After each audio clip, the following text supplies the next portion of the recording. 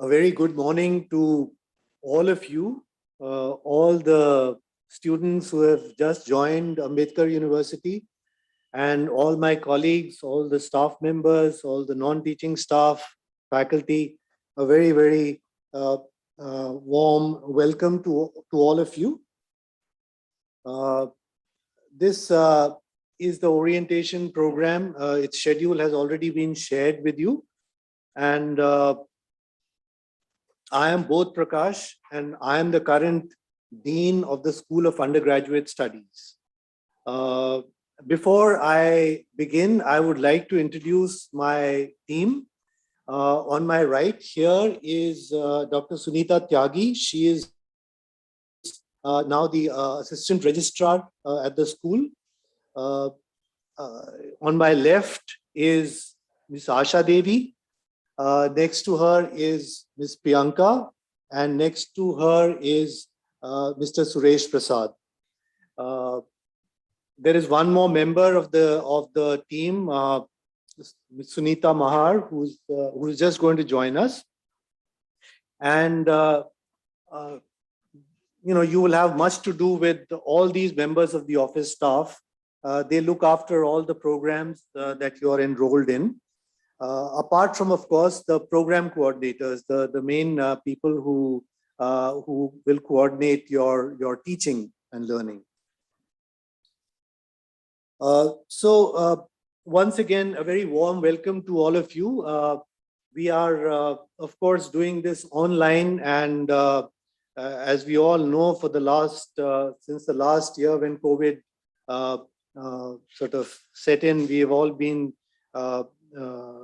facing these restrictions and having all our interactions online. But hopefully COVID is receding, and we are very optimistic that in maybe a month or so, we should be able to meet you in person on the campus. Most of you would have actually come at least once to the campus for your admissions. This is the Kashmiri Gate campus. As you know, Ambedkar University has 3 campuses, but all of you at the School of Undergraduate Studies, you are housed at the Kashmiri Gate campus. Okay, we have 4 campuses, but you're all housed here at the Kashmiri Gate campus, and as you already know, of course, that you have been admitted into different programs, but there are 7 of these programs, and I don't need to sort of spell them out for you. Now, let me begin with what we at SUS, which is the acronym for School of Undergraduate Studies, what is the objective of undergraduate education here? The objective is not just to specialize in one discipline. All of you are, of course, going to be have already been enrolled in specific disciplines, but the objective is not only to specialize in that particular discipline of your choice. Of course, you'll be learning a lot about that discipline, but it is also to help you evolve as a responsible citizen. All of you are, at a very important stage in your lives. It's a transitional stage as you move from the confines of your school into the university space. There will be much more freedom, but this freedom also has to be exercised with a great responsibility. And this is what is one of the objectives of undergraduate teaching also, to help you evolve as responsible citizens who are capable of critically analyzing and understanding all given dogmas. We lay a lot of emphasis on this, and we give it a lot of importance. The ability to think critically about everything that concerns you as an individual, as well as a social being. This is a very, very important intended outcome of undergraduate teaching at SUS. You are all adults now. We expect you, and I'm sure that you realize your great responsibility that comes from being an adult. So you can, of course, you are encouraged to take independent decisions about yourself. But I think it's very, very important that you also learn to evolve as sensitive, caring, responsible citizens, individuals, and social beings. Uh, so along with freedom comes responsibility. Along with freedom comes, the necessity to behave and act in a manner in which uh, you are aware and sensitive to everything in your environment. Uh, you're not just and COVID has been a great learning experience for all of us. I hope you recognize that, because COVID has actually taught us, and indeed the entire world, how we are all interconnected.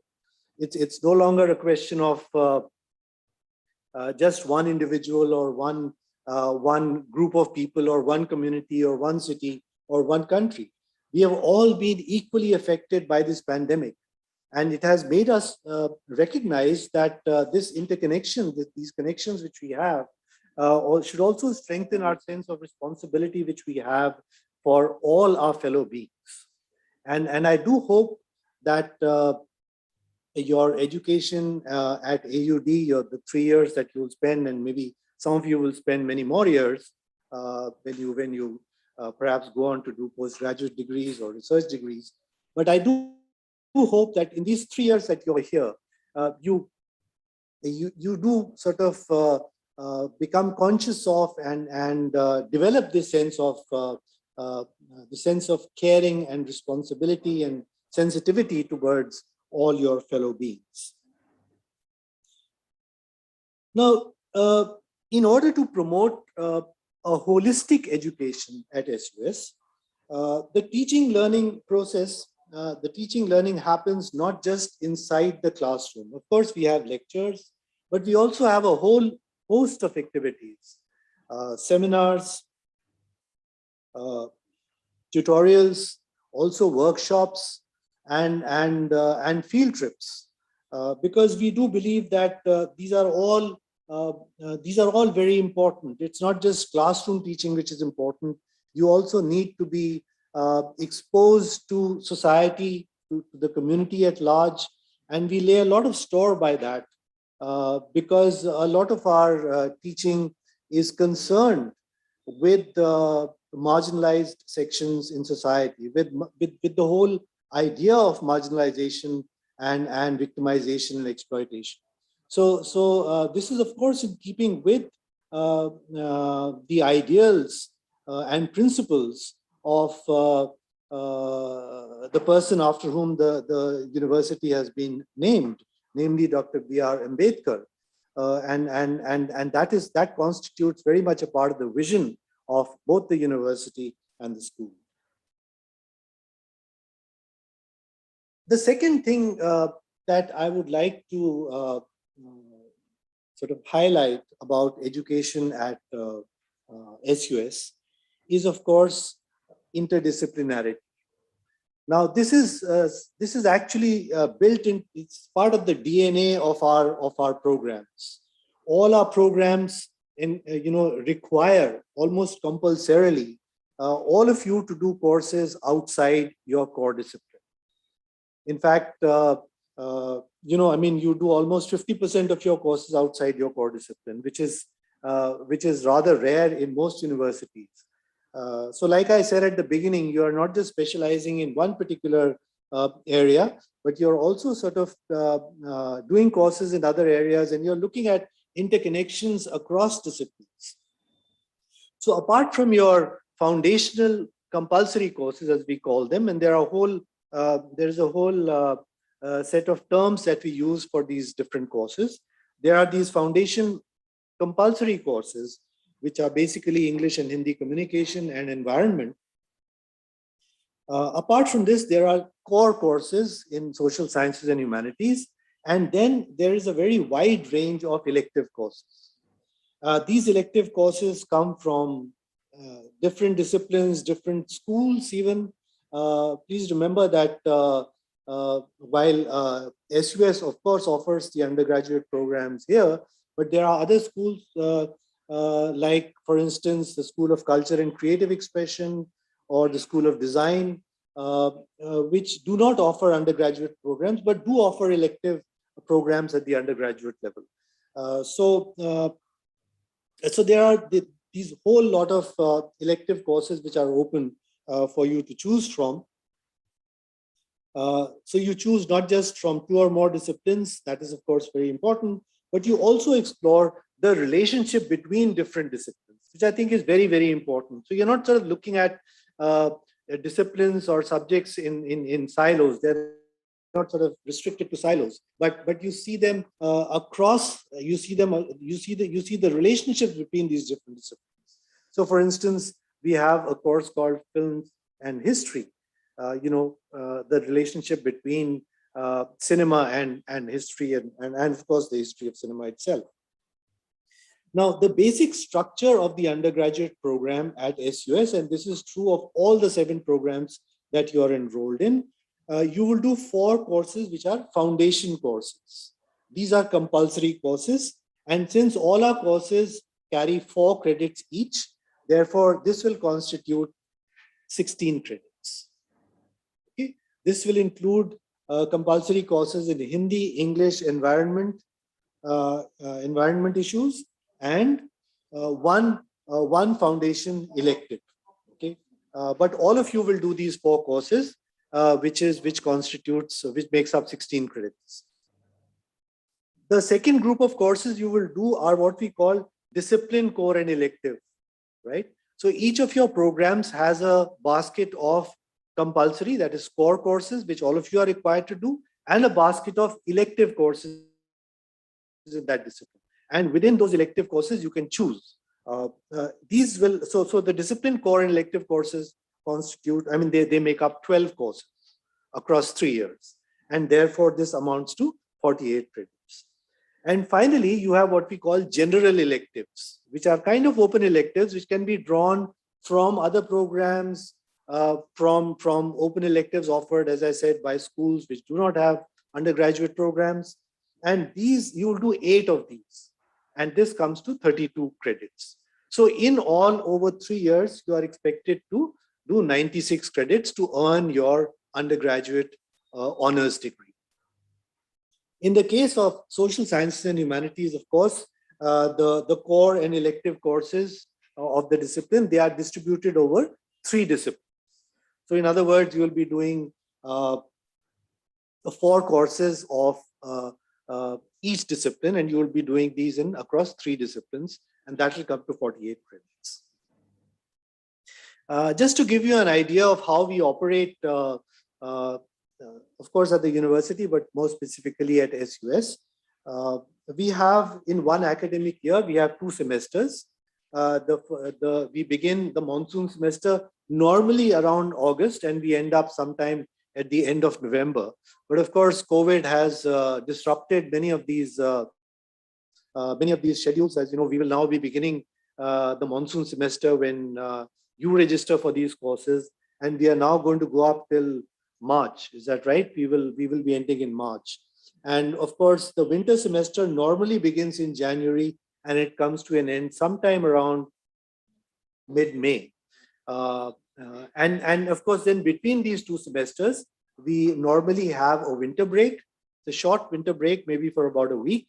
And then we have a summer break between the end of winter semester and the beginning of the monsoon semester. Apart from that, we normally have an October break, a mid-semester break at the time of Dussehra. But as I said, all this has been disrupted.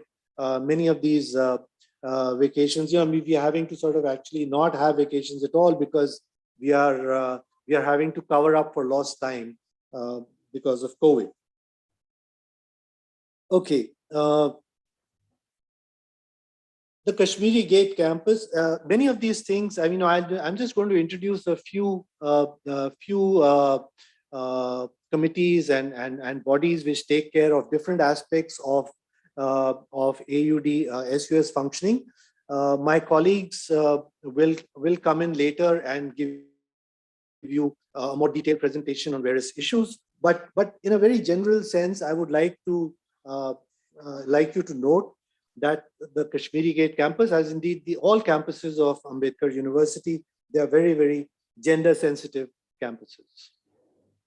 Any form of sexual harassment, we consider it to be a violation of one's dignity and freedom of mobility, speech, and expression. Sexual harassment is penalized very, very severely. It is just not tolerated. My colleague who's a member of the Internal Complaints Committee will talk to you about this in greater detail. We also have a proctorial board which looks after the general discipline of the students. We have a code of discipline, which again my colleague Dr. Mir will be talking about a little later.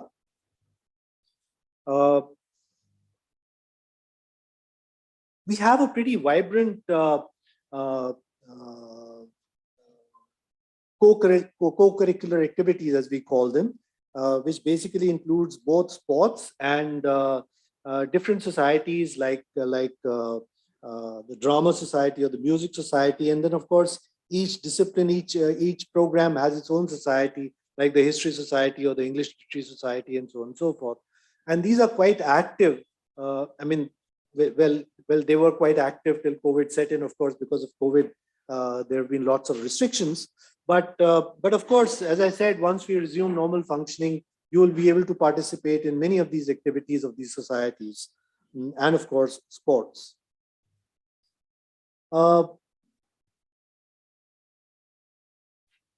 We have a psychotherapy and counseling clinic, which is called EHSAS, which attends to the emotional needs of students. It is run by faculty from psychology and by counselors who are specially trained for this kind of work. We have various. So before I come to divisions, we have various divisions in Ambedkar University, and two of the divisions which you will have much to do with. One is, of course, the student services. The Dean Student Services is here, and I'll very soon request him to address you.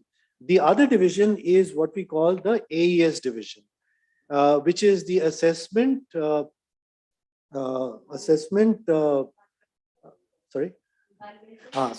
assessment, evaluation, and student progression, which to sort of tell you in more simple terms, it basically looks after all your grades, your results, and your progression across 3 years.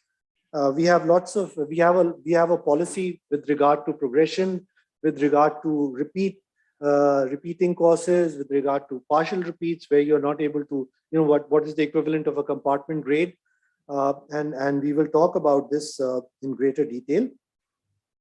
The minimum number of years you are required to earn a degree, an undergraduate degree, is 3 years, and the maximum is 5 years.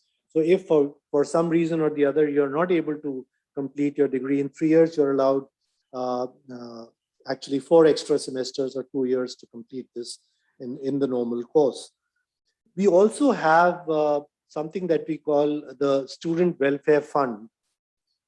So this is a fund which is meant to help students who need some little bit of financial assistance for for simple things like transport, for photocopying, for even rents, and this fund actually, in keeping with what we think is a participative model in AUD, this fund is created partly by the contribution of students and partly by a certain amount of money which is contributed by the university. So your entire fee structure will include a certain amount. I think it's about 500 rupees for the Student Welfare Fund. And then these funds are disbursed again through a committee which is constituted by both faculty and student representatives. So student representatives themselves go into these applications by students who apply for funding or for financial relief through these funds. Apart from this, we also have a scholarship scheme wherein your academic performances entitle you to certain cash awards, which actually again, this scholarship committee is again run by faculty essentially, and it's sort of there is a policy about who qualifies to get this, and there is a scholarship fund which is then distributed amongst the students on that basis.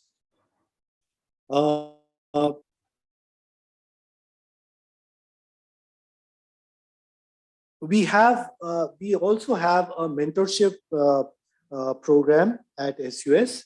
All of you who have joined SUS, you will all be assigned a mentor, normally a faculty, always a faculty member. And this mentor will stay with you for all 3 years. And what is the role of this mentor? So whatever issues, whatever problems you have with regard to teaching, learning, with regard to evaluation, with regard to anything to do with the university, your mentor is your first port of call. He or she will be the first person you approach.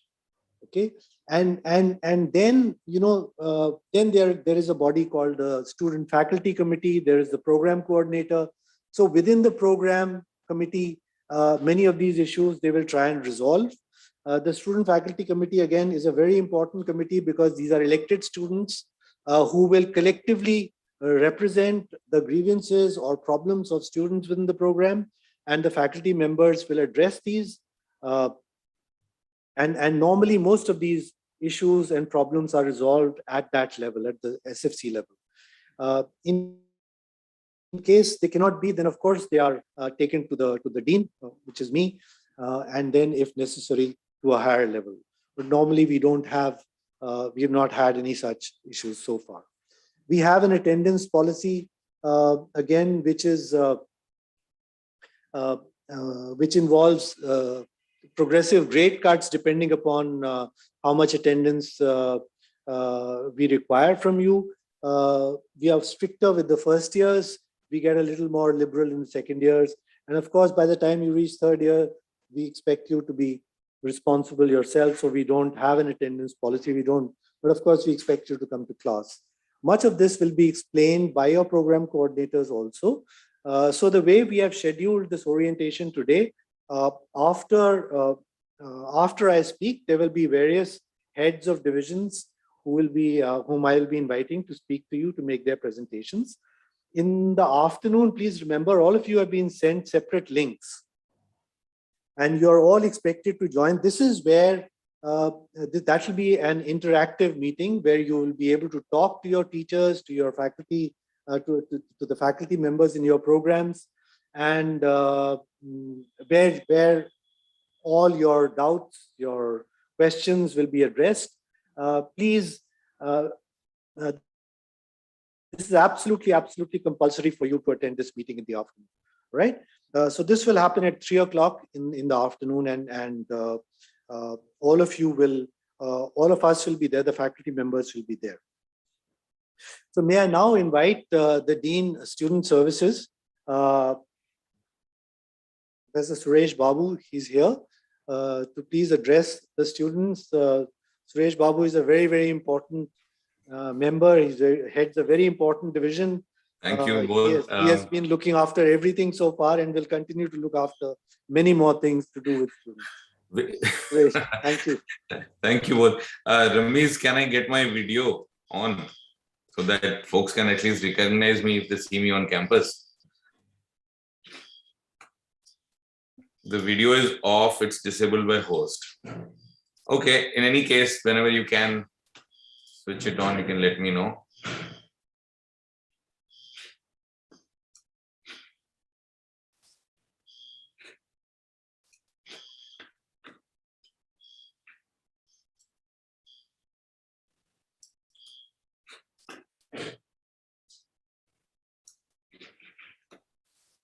Sir, can you please check now?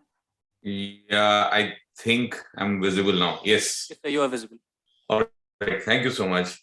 Thank you both. And Good morning, everyone, and a very warm welcome to the batch of 21-22. I'm joining the meeting from another part of the campus. I'm here, but I'm in another office here. I see probably a larger number of students are joining from the live streaming than who are at the Zoom. I'm Suresh Babu, and I'm presently the Dean of Student Services. You've already interacted with the Student Services Division in the sense that admissions is one of the major portfolios of the Student Services. Other than admissions, we have basically 3 or 4 other portfolios where you will be directly interacting with us one way or the other. We have there will be a slightly more detailed presentation at a later point, I believe, from the CCA and the sports units. These are units of the student services. In addition, this year probably we'll also have an NCC unit coming up within the month. You will be communicated about the same. That will be operating again in sort of as it will be connected to the student services division presently. So other than the CCA sports, NCC admissions is a major portfolio of the student services, and all admission related matters, which includes verification of your documents. It's quite possible that a lot of you have joined and you have been given extensions to revise or clarify some documents, etc., etc. All these processes are handled by the student services. Other than that, there are 2 other portfolios, broadly speaking. One portfolio is what we would broadly call scholarships and student welfare. In terms of student welfare, AUD has extremely imaginative welfare policies, which includes fee waivers across 2 broad sections. One is, of course, for students who belong to the SC and ST categories, where there's a complete full fee waiver. There's also fee waivers based on income groups. Those who are in the specified income groups can claim fee waivers.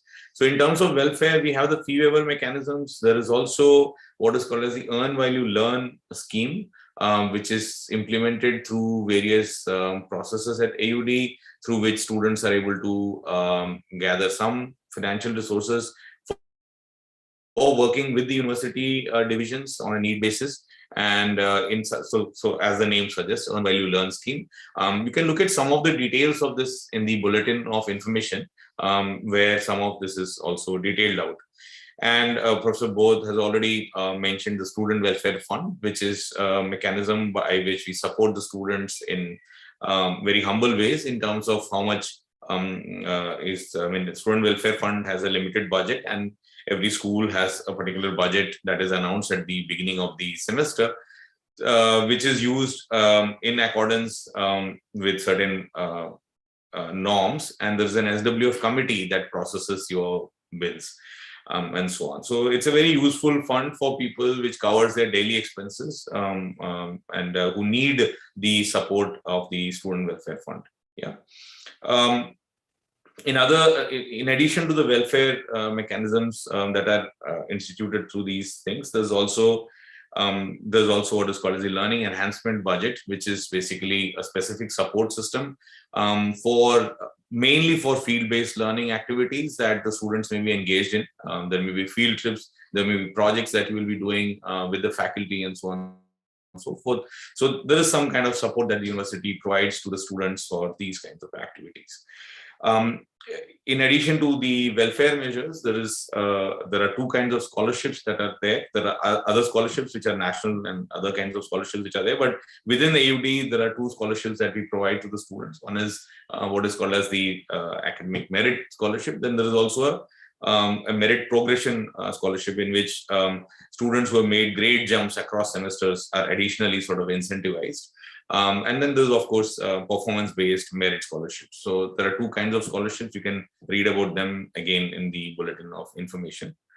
Other than the welfare measures and scholarships and so on, the student services also connected to the student life cycle at the university, and we work very closely in coordination with the AES division.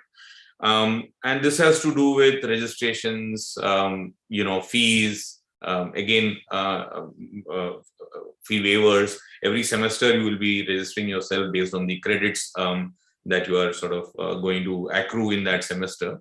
You will be registering for your session. So these kinds of operations are the oversight in most of these processes is with the student services division. But for specifically these activities, scholarship, welfare, student life cycle, we work very closely with the school office. So for all practical purposes, school office is where you will contact for information on these things, and they will guide you on how to sort of process your applications or your bills and so on and so forth. So we work very closely with the school office. The student services office is almost like a back-end office, except for fees, where you directly come and sort of contact the division. The office is located on the main campus, and there is a satellite office at every campus.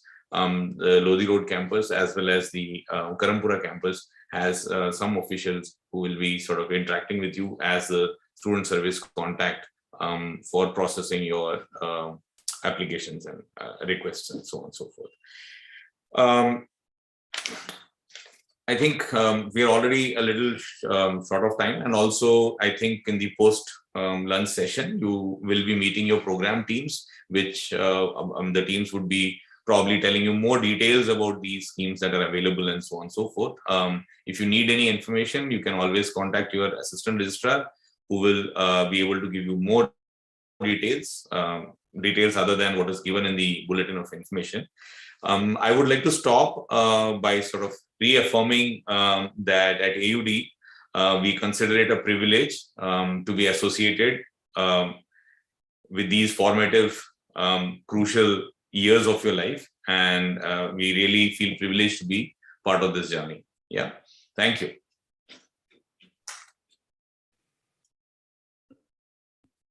Thank you, Suresh. I think we have joint responsibilities with regard to SWF, of course, and this is how it should be. As I said, that students are obviously they belong to the school, and therefore they always come to the school. But we do it jointly as far as possible.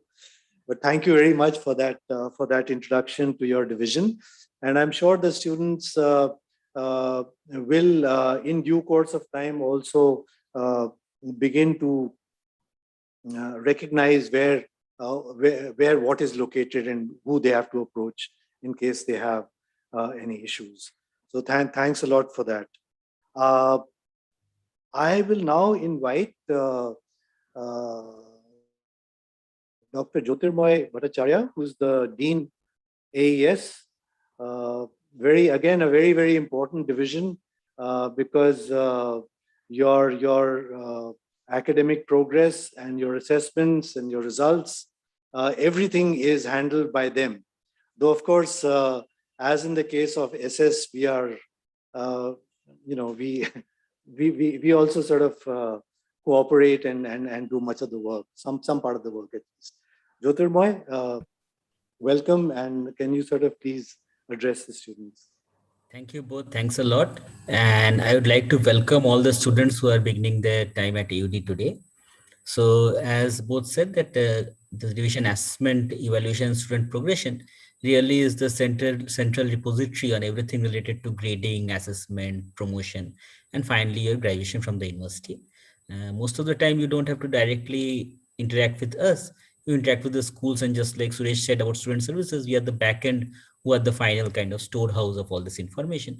But in case something comes up, you're always welcome to come and meet us in the AES office, which is also on the Kashmiri Gate campus. So I would like to talk to you very briefly. Today, of course, we are going to be bombarded with all kind of information about the university. So no point doing it all at once. So I'll just talk to you very briefly about the assessment and grading system we follow here at AUD. So a couple of important points. First of all, this is a continuous assessment system.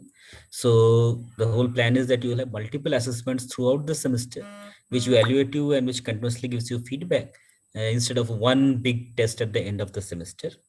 Also, our courses use variety of assessment modalities. So you have the usual tests and exams, but you can have papers, you can have field work, you can have projects.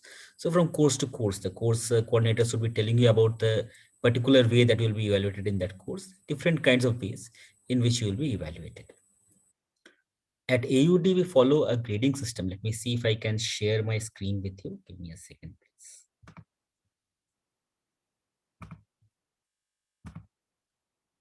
I assume you can see my screen.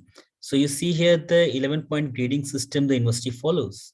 So for each of the assessments you take, you will be given a grade out of the system, and each grade has a qualitative description. So like you can see here, A plus is exceptional and so on, going down to D, which is complete lack of comprehension. So I'm sure none of you will be there. So you will get a grade out of this system for each component that you have in your course. And as you can see, each grade has a numerical value. So A plus is 10, A is 9, A minus is 8. So each component of assessment that you have, say you have 2 tests or 3 tests. So the instructor may say the first test has 20% weight, the second test has 40% weight, third test also has 40% weight. So the grade for the entire course is the weighted average of these numerical values. Okay. So you get say 10, 10, 10, of course, then your grade is 10, but say you get 10, 9, 8. So 20% into 10 plus 40% into 9 plus 40% into 8 will give you the numerical grade point for that course, which will be rounded, and you'll again get a letter grade for the entire course, right? So let's go through it again. That for each component you get a grade. The numerical value of the grades are averaged with the weights to give you the grade for the course. And over the semester and over your entire course, again, these numerical values are added to give you the grade point average for the semester and for the final degree. Now, 2 important thresholds. One is that in each course, so there's no passing or failing for individual components. Right? Individual components, you get whatever grade you get. But for the entire course, you must have a grade of at least C plus to pass the course, right? So for each course to pass, in order to pass that course, you have to get a grade of minimum C plus. There is no promotion from first to second semester. Promotion happens at the end of the second semester. And there you have to have passed at least 6 of the 8 courses in order to be promoted to the second semester. And similarly in the second to third. So each time you cannot fail more than 1/4 of the total courses offered, right? So this is the pass, fail, and the grading system. There's another thing called partial repeat, that if you get the grade of C, then in that semester itself, so if you fail the full course, you get something lower than C, then of course you will have to repeat the course in some future time when it is offered. But if you get a grade of C, then you have opportunity to take a partial repeat, which is a kind of reassessment on some part of the course. And based on that, you may be able to pass that course immediately. So you might have heard about the concept of supplementary exam somewhere. So it's something like that, that, okay, you are given another chance in that semester itself to clear that course, right? So this is the basic grading system and credit requirements. I think both have already spoken about the program structure, that in SUS you have a simple structure that each course is 4 credits. So a requirement for graduation and so on is to earn a certain number of credits. So that means a certain number of courses you have to complete. I think that will become clear to you. I don't want to pass on that information. You talk to your program coordinators, you will understand that. And anyway, there's time, because in the first semester you will mostly have compulsory courses, right? So this is the thing. All these policies are available on our website. And we are also available at the AUS office to discuss with you anytime you have doubts and you would like to clarify something. Thank you very much.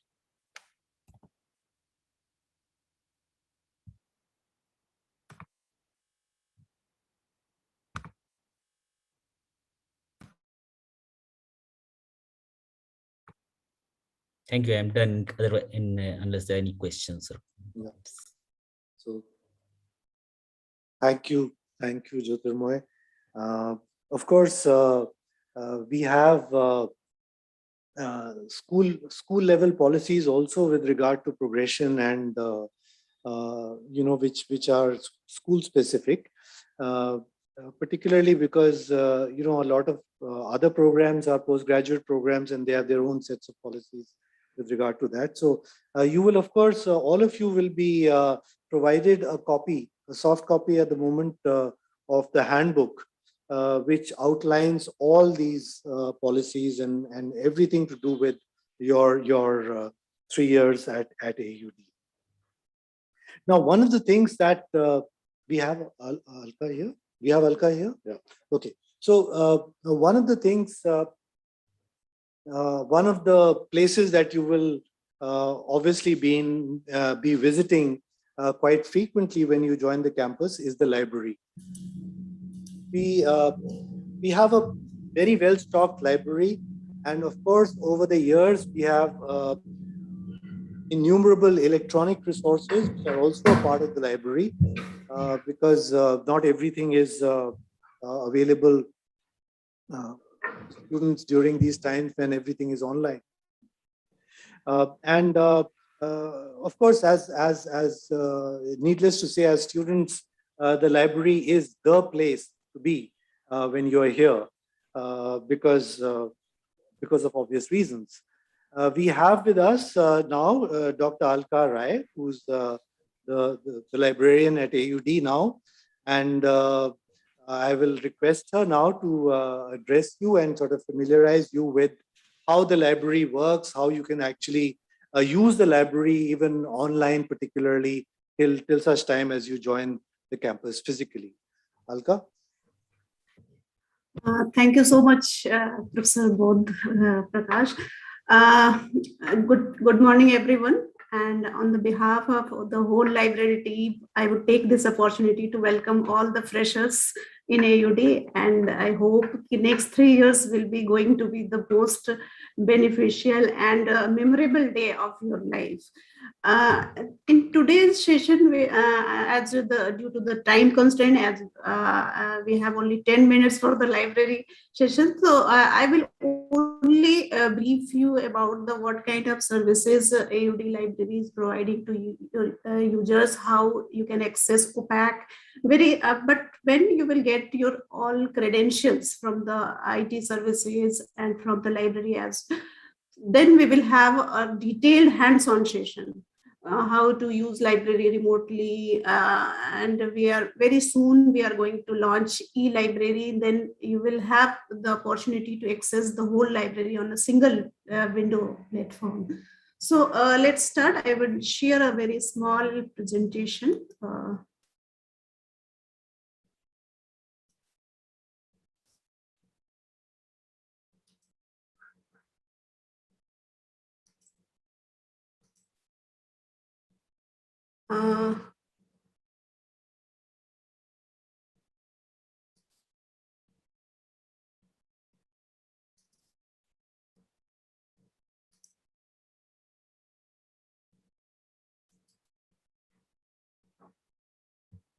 I hope my screen is visible to everyone. Yes, ma'am, it is visible. So in AUD library, we have open access system, management system, like every users can go directly on the shelf and search book. We have 4 campus libraries. The central library is at the Kashmiri Gate campus. Then we have one library at Karampura campus, Lodi Road campus, and newly one merged school has SHRM. So very soon we will merge the database of that library also. We have collection of more than 60,000 sprint books, and library has categorized the books in different sections. Like we have books section, where this is 2 books for 2 days only, and we also have reference section. The reference books are only to read, well, to issue these books. These are for the reference, and then general section.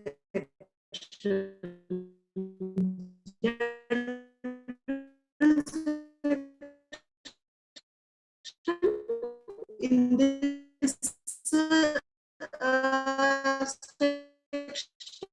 you can. Excuse me, Alka ma'am.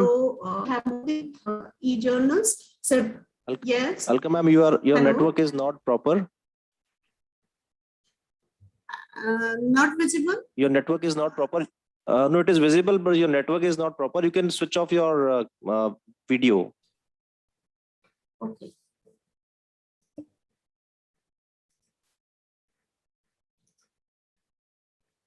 Okay, that's fine. Yes. Okay. And we have a subscription of 21 print newspapers in each of the libraries, campus libraries. It's Hindi, English, even Urdu newspapers and employment news. And library has also a subscription of more than 2.5 lakhs ebooks. And these days, the library timings are like in Kashmiri Gate campus, we are open from 9 a.m. to 5:30 p.m. Monday to Friday. And at Lodi Road campus, same time in all campuses, except if when the physical access will start, when the situation will be normalized, and the situation library opens 8 a.m. to 8 p.m. And on weekends, we open from 9 a.m. to 5:30 p.m.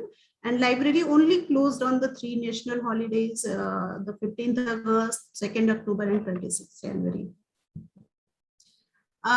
As undergraduate students, you are entitled to get 3 books for 2 weeks period. And we all, as I mentioned, we have 4 campus libraries. So we have facility of intra-library loan facility.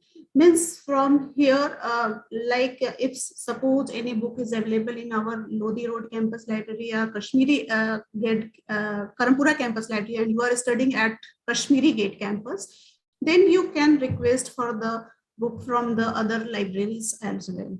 And apart from this, we have very special feature of the interlibrary loan facility. This facility is like we have membership of DELNET, Developing Library Network, where we have access to more than 6,000 libraries across all, not only in country, even from abroad also. So in that case, you can, when if any book is not available in all of the campuses, then you can request it for the through the DELNET, through the interlibrary loan facility. For the in detail, we will the ID password I will share it when we will have hands-on session. Access to online resources, like as I mentioned, we have more than 2.5 lakhs books, more than 30,000 e-journals and 44 databases. So we have online resources, access to online resources. Those are available on campus and off campus both. For the remote access, we have different 2 platforms. Currently, we have 2 platforms. One is Sophos and another is Infate. So, because these days we are having online classes, no physical access, so the most of the dependency on the remote access. So we have remote access facility. In this, I will show you during the hands-on session, but today I will brief you about the Sophos and the Infant. These are the 2 remote access platforms. Through this, you can access library remotely. Apart from this, library circulate the new arrivals list. If any edition has included in library, periodically we circulate through the email. So I would request you all to please regularly check your AUD's email ID, what AUD has provided. Also, apart from this, we have online catalog, which is not only available within the campus, it's the web opac catalog.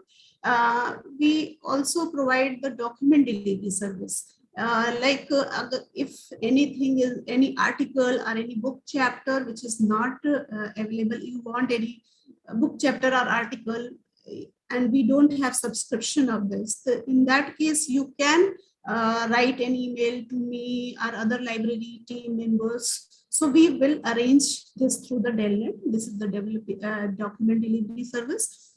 Information literacy like to orient, to aware our users. So library extensively conducts some users awareness program, orientations on different issues, workshops, this comes under the information literacy program. And we also have anti-plagiarism softwares. We have access to Turnitin and Urkun. These are two anti-plagiarism software, and we know the importance of original work. So also there are some referencing tools like Mendeley. We conduct a workshop on these referencing tools as well. These are some important links, like this is the first one is the Web OPEC. In Web OPEC, you can search what library has physical holdings, like print books collection. You can log in through this. And on AUD website, I would request you all to please explore the library page, and you will get to know what kind of services or what resources we have. And Delnet, as I already mentioned, I cannot, since this video is on the YouTube also, so I cannot share the ID password at this platform. So for this, we will have the hands-on separate session. And some important thing which I want to mention here, you will the user ID and passwords you will get for the Wi-Fi, Sophos, InFed. For OPEC, library will provide, and Refrid, e-library, which we are going to launch very soon. This is the QR code for our web OPEC. You can scan it right now and can search our library catalog, what print books we have. Now I will share, I will go to our library web page. So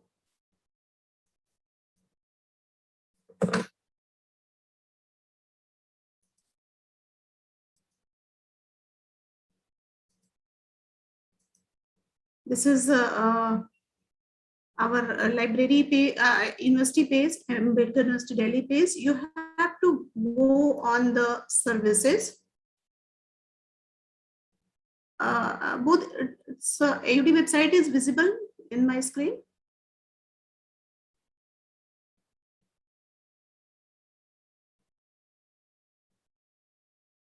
Ma'am, it is visible. This is, okay, thank you. So on services, you will get the library page. Here you can get all the information about our library. You can get also information about the library staff. Apart from this, the timing details and online catalogs. This is our OPEC library catalog. From here, you can search any book. Suppose I'm searching only with the term economics.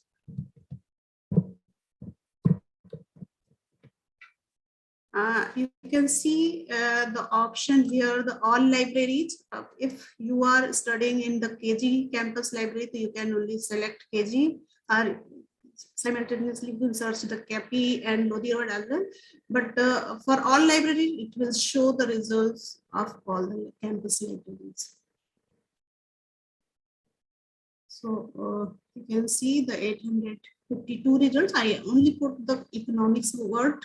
But if you know any title by author, you can search by any option. These are the options. And here you can see this book is available in Karampura Library and KP Library. This book is available in KG Library, and if it's showing checked out, it means this book has been issued to someone else. So this is our catalog, and apart from this, the most important thing is remote access. So I would request you all to just to install this Sophos Connect on your system, and here is manual also available.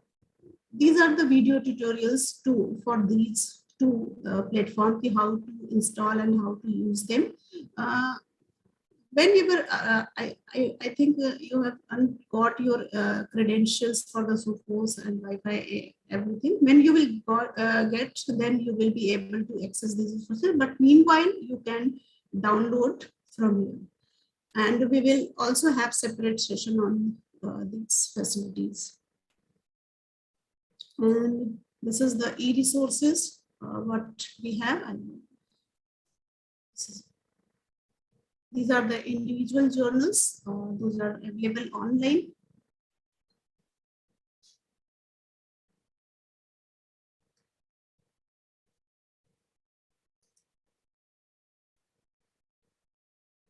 And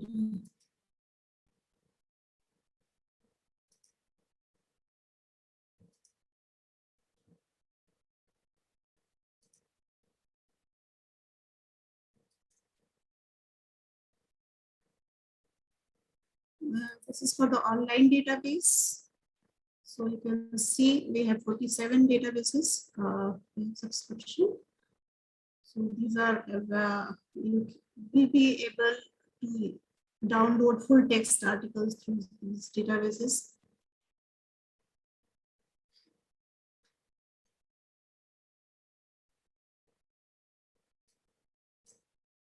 And this is the base for the ebooks and archival databases. I know when you will be starting using this resources, then you will have more clear idea how to use them. And this is the link for the free resources, open educational resources. We also have provided the links for these resources. So thank you so much. That's all from my side. And if you have any question, you can write an email to me at anka@aud.ac.in or librarian@aud.ac.in. Thank you so much.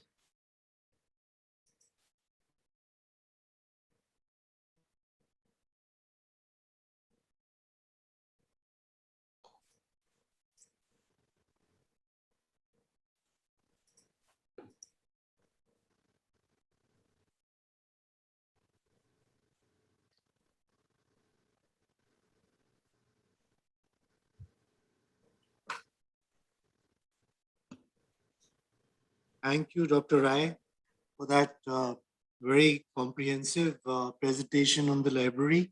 I'm sure when students join the campus, when they come back to the campus, there'll be occasion where we could show them around the library, the physical library at least, so that they can get a feel of things.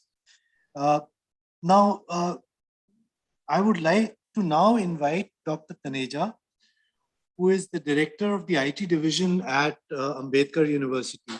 We have a pretty strong and quite elaborate online ecosystem. All of us work through this system. This has, of course, become very, very useful during COVID times. But even before COVID times, all students, all faculty, all administrative staff, all of them are a part of the system. And this is kind of the linchpin which holds everything together here at AUD. So I'll now request Dr. Taneja to please familiarize the students with something which is very, very important. I mean, they're going to have to deal with this, use this constantly on a daily basis to do anything in the school and in the university. So Dr. Taneja. Okay, good afternoon, sir. Thank you very much. Good afternoon, students, and welcome to AUD family. Now we will go through what all IT services are there in AUD and what all is offered to you as a student. So I hope the slides are visible to all of you.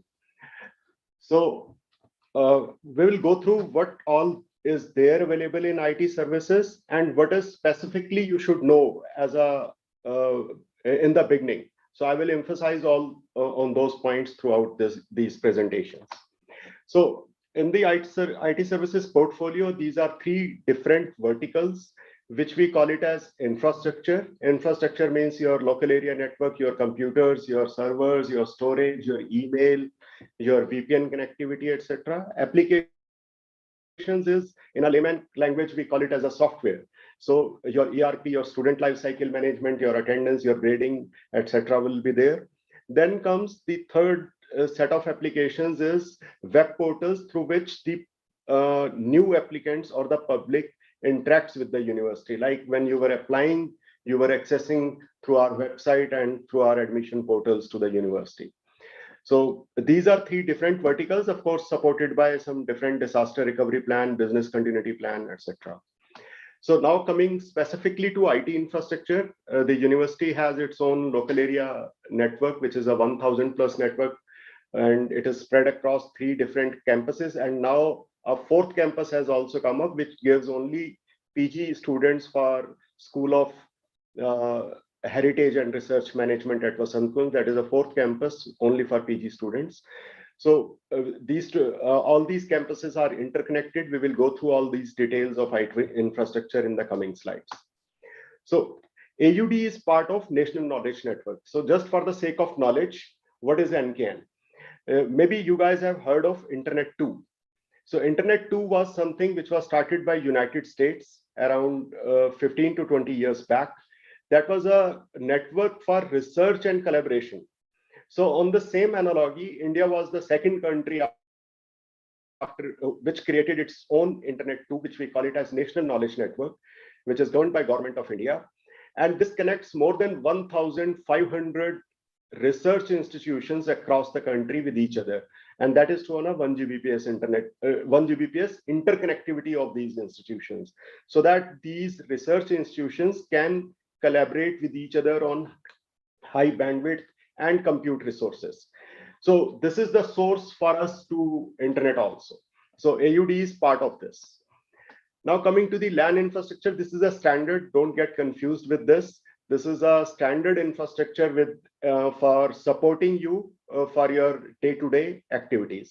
Now I will come to the things where you would be interested to know. So these three campuses as of this date, one at Karampura, one at Kashmiri Gate and Lodi Road, they all are interconnected over MPLS so that we can collaborate for our day-to-day work. Then comes IT labs. At Kashmiri Gate, we have 4 different labs for which serve all the schools, all the students. One specific lab, which is of Mac lab, it is dedicated to School of Design. Out of the 4 labs, 1 lab is reserved students for surfing the net, for doing their work, and rest of the labs are booked by their faculties for taking their classes at the respective times. And if there is no class, then we open those labs also for the students to come and use it as per their convenience. And more or less the timings of these labs go hand in hand with the library. So whatever timings you hear it for library, the same timings are there for IT labs also. Similarly, at Karampura campus, we have 4 labs. At Lodi Road, right now it is only 1 lab, and soon we would be having another lab also. Now coming to the IT applications.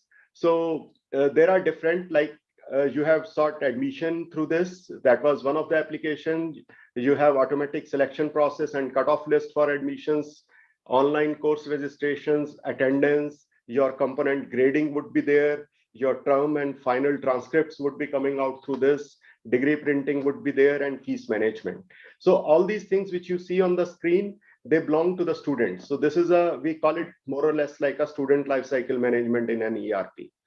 So you will be using it on day-to-day basis, and soon, maybe in next 2 weeks, all of you would be getting your ERP IDs also, so that you can log in into this. Rest of the ERPs belongs to the employees for their administrative work. Now coming to the software tools, which as a student you would be using in your different classes, of course, guided by your respective faculty. We have SPSS, like for analytics, this is a very known tool in the academia. Stata is there, EView is there, Mathematica, different list is there. So these are used in the labs across 3 campuses. Of course, it is guided by your teachers, and they will be booking the classes, how to teach you. After that, you can also come and use these tools. Then is we use LMS, Learning Management System, which is very crucial at the time of COVID. And it has helped us to maintain the teacher-student relationship during this COVID time. We are using two tools specifically. One is Moodle. It is an open source solution. So in which teacher can teach you, they can give you assignments, they can upload their videos, and they can do the assessment also. Similarly, we use Google Classrooms also, because as you know, and most of you must have got the email IDs of Google, which is something at stu.aud.ac.in.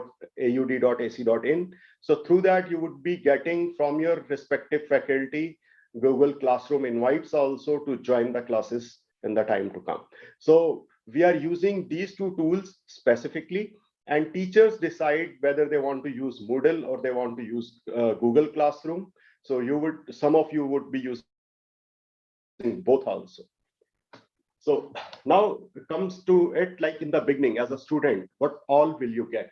First is you will get the email ID so that you connect with the university, and you have already got it. Most of you must have got it, and the students who have got admission yesterday only, after some waiting lists have come or the new lists have come, so they would be getting it today. So in case you have not got, you can connect with your school. That will be immediately addressed. After this, you get something called network ID, which is very important, because prior to me, Dr. Alkarai was speaking about Sophos. I will explain you what was that. That actually you access through this network ID. So you can access the Wi-Fi on your laptops. For this, whenever the university will open up after COVID, you need to come to the IT services division. We will register the MAC address to your laptop for the security purpose so that you can access the Wi-Fi also. Then you will get the ERP ID so that you can see your grades, your attendance, you can select your courses in the ERP system.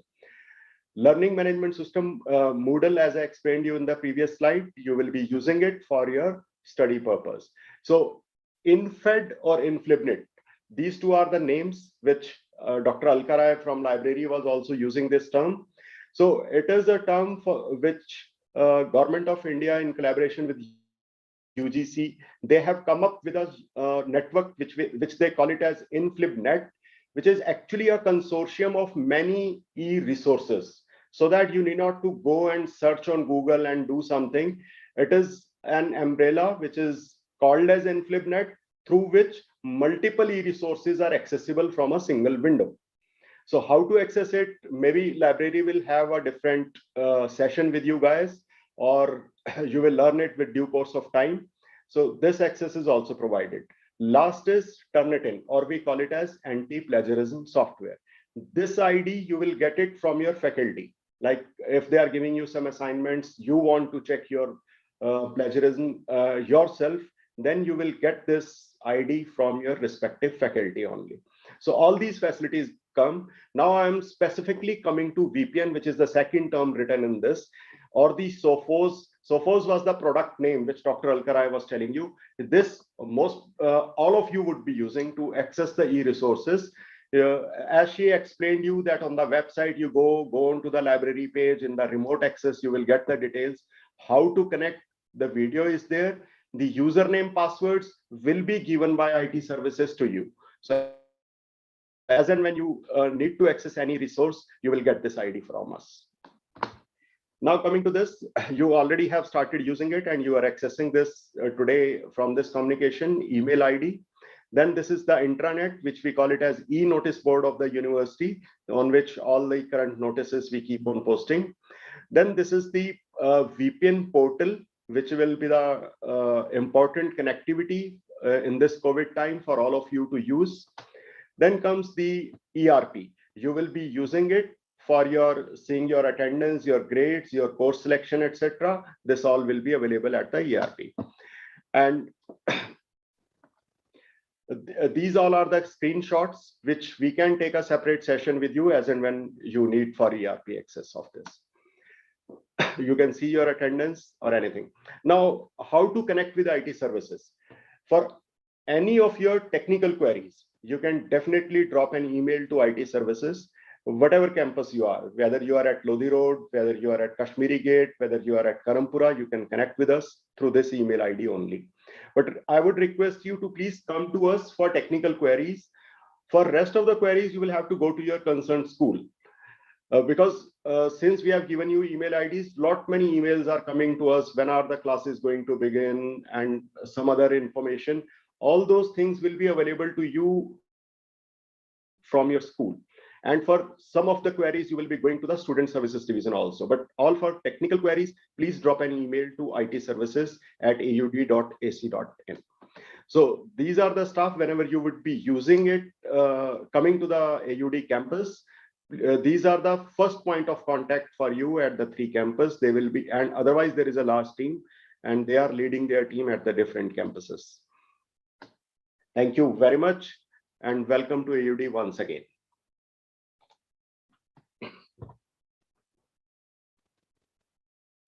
Tanisha, I think students, as they join and start using the system, I'm sure they will ask you many more questions. And your team, of course, has always been very, very cooperative. So thank you very much for this very comprehensive presentation. Now, I will now invite Dr. Urfat Mir, who is a member of the proctoral board. I believe he's also the deputy proctor, if I'm not mistaken. And this again is a very important body in the university. And he will introduce you to the disciplinary code and various other aspects of your conduct as a student in the university. Thank you, Dr. Mir, for joining us.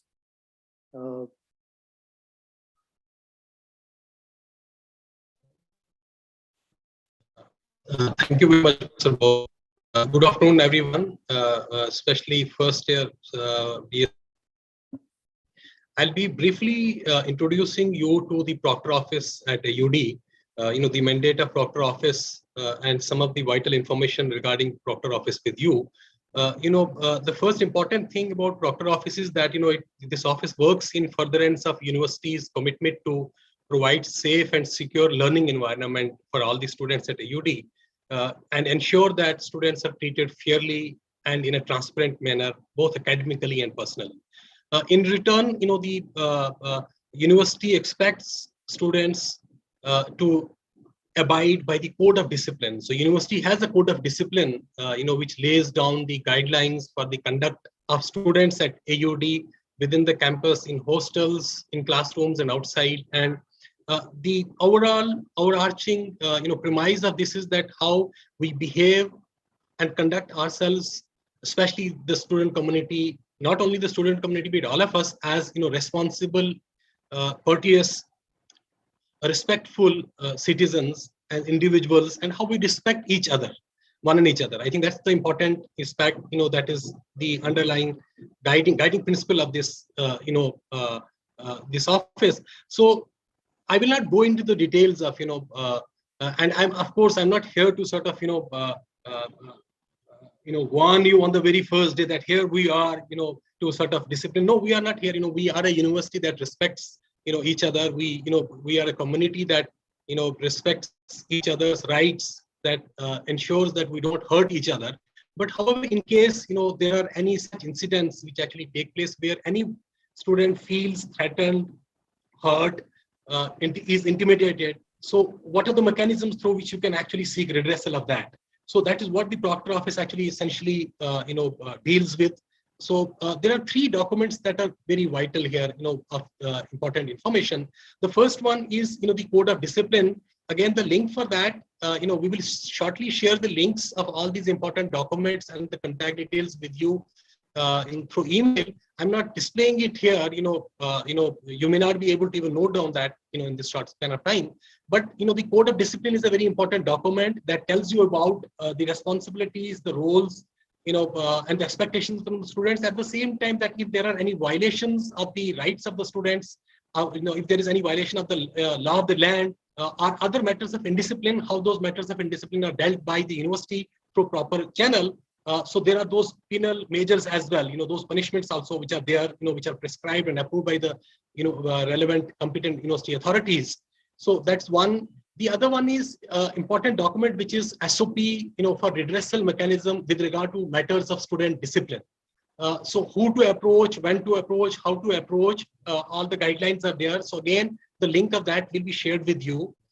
Then there is another important document, which is do's and don'ts of email ethics. We realize that, now not only in this pandemic time, but otherwise also, as student of AUD, as community member of AUD, we use official email IDs for contacting our teachers, other university staff members, and of course, fellow students as well. So at times we have observed that, that what content should be shared, with whom it should be shared, what language should be used, that also may at time actually, fall within the ambit of the breach of, the code of conduct.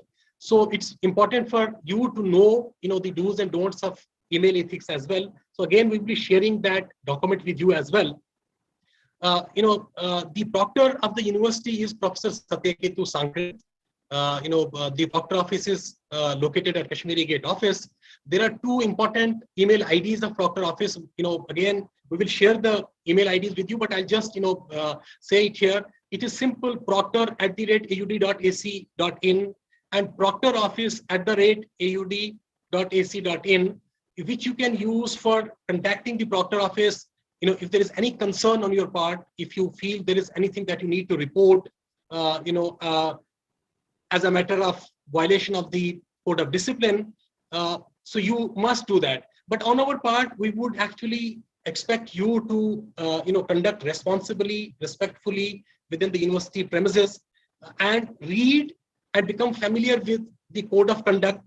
So the one thing which is very important for you is that, the respect for law of the land, the respect for human rights of the others, and that conduct and behavior within the university campus, hostels, and other premises should be dignified and in a very collegial manner. So no one should feel threatened, while at the same time you should also not feel threatened by any of it.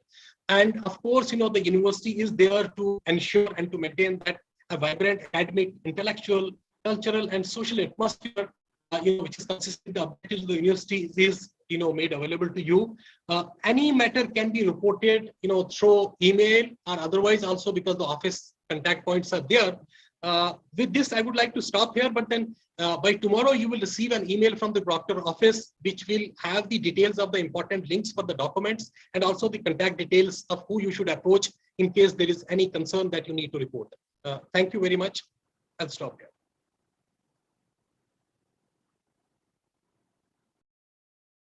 Thank you, Dr. Mir. The code of discipline, I think, is also available on the website. So all of you will be able to take a look at it, at its various provisions. This is, of course, very, very important.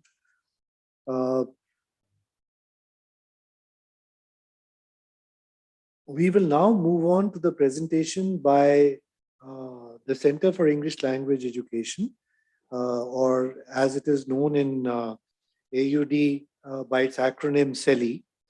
Now this is again a very important center as far as SUS is concerned, because all of you, all the students who have just joined SUS, as indeed all undergraduate students of all courses here, they have to take a language proficiency test. And my colleague, Dr. Krishna Dikshit is here. Sorry, Krishna Kalyan Dikshit is here. And Krishna, thank you very much for joining us. And please go ahead, because you have to you're conducting this exam, I believe, on Saturday. So the students need to be familiarized, need to be told about this. Please go ahead, Krishna. Sir, can you please unmute yourself? Okay, am I audible? Yes, sir, you are audible. Yeah. Thank you so much, both. Thank you. So good afternoon, everyone. And I too join everyone in welcoming you to this wonderful place of learning, Ambedkar University, Delhi. So welcome to new life, full of learning as well as delightful instruction. So I'm fully aware that you all are processing loads of information that's being presented to you, and some of you might be feeling a little overwhelmed as well. So I'll try my best to keep this presentation on CELIS, Center for English Language Activities, as brief as I can. So without much ado, so let me share my screen if I can.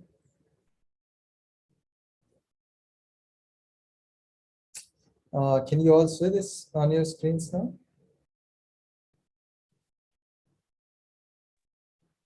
Yes, sir. Yes, okay. So dear students, so I am speaking for Center for English Language Education, popularly known as CELI in the university. So we basically offer two courses to undergraduate students. One is English proficiency course. It's known as EPC, and the other one is English for Academic Purposes course, which is EAP. So this second course, EAP, is compulsory for all students across all programs. And this course is mandatory, and the process for the Sir, admission sorry to the, interrupt you in between. sorry. Your full screen view is not available. If you can reshare the full screen view. Let me try. I'll stop sharing and I'll reshare.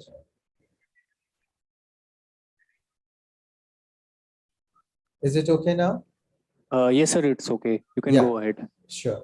So the process of admission to these courses, EPC and EAP, is determined by this language proficiency test. So this test is compulsory for all of you. So we are going to conduct this test on Saturday, 20th November, from 11 a.m. to 1 p.m. So this test is going to be online. So we will be sharing link to this test with you all. And it will be, most of the questions in this test, about 80% of the questions are in the nature of multiple choice questions and MCQs, and there will be a question on writing. So you will receive link via your school. And what else we do at CELI? So I'll quickly present you a few activities. So we offer English proficiency courses to students, EAP courses that I have said. We also offered in the past spoken English classes. So if you are interested and if you need, so you are most welcome to contact us so we can take into consideration your needs and concerns, and we can design a short course for you. And we are also going to reintroduce this year peer mentoring, so which was in operation in the university prior to COVID times. So we didn't offer it last year, but this year we are going to reintroduce that. So then you will receive help from your senior students in your English language needs if required. And we also do communication skills training. And if you want more guidance on academic reading and writing, so you are most welcome to contact us. Again, we will offer your need-based courses. Right? So thank you so much. So two things for you to keep in mind. So you have to take test on Saturday, 20th of November at 11 o'clock. You will receive the link. And second thing, so whatever needs you have regarding English language, so you are most welcome to contact us. So our mail IDs are available on the university website, and there will be more occasions and opportunities for us to work together. E-learning. Thank you.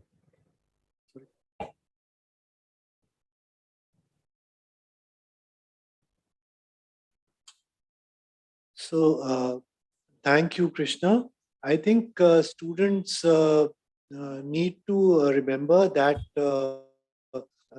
amongst these two courses, the EPC, that is the English proficiency course, and the English for academic purposes, EAP is compulsory for everybody. This LPT will basically establish, will help us sort of decide your language competency.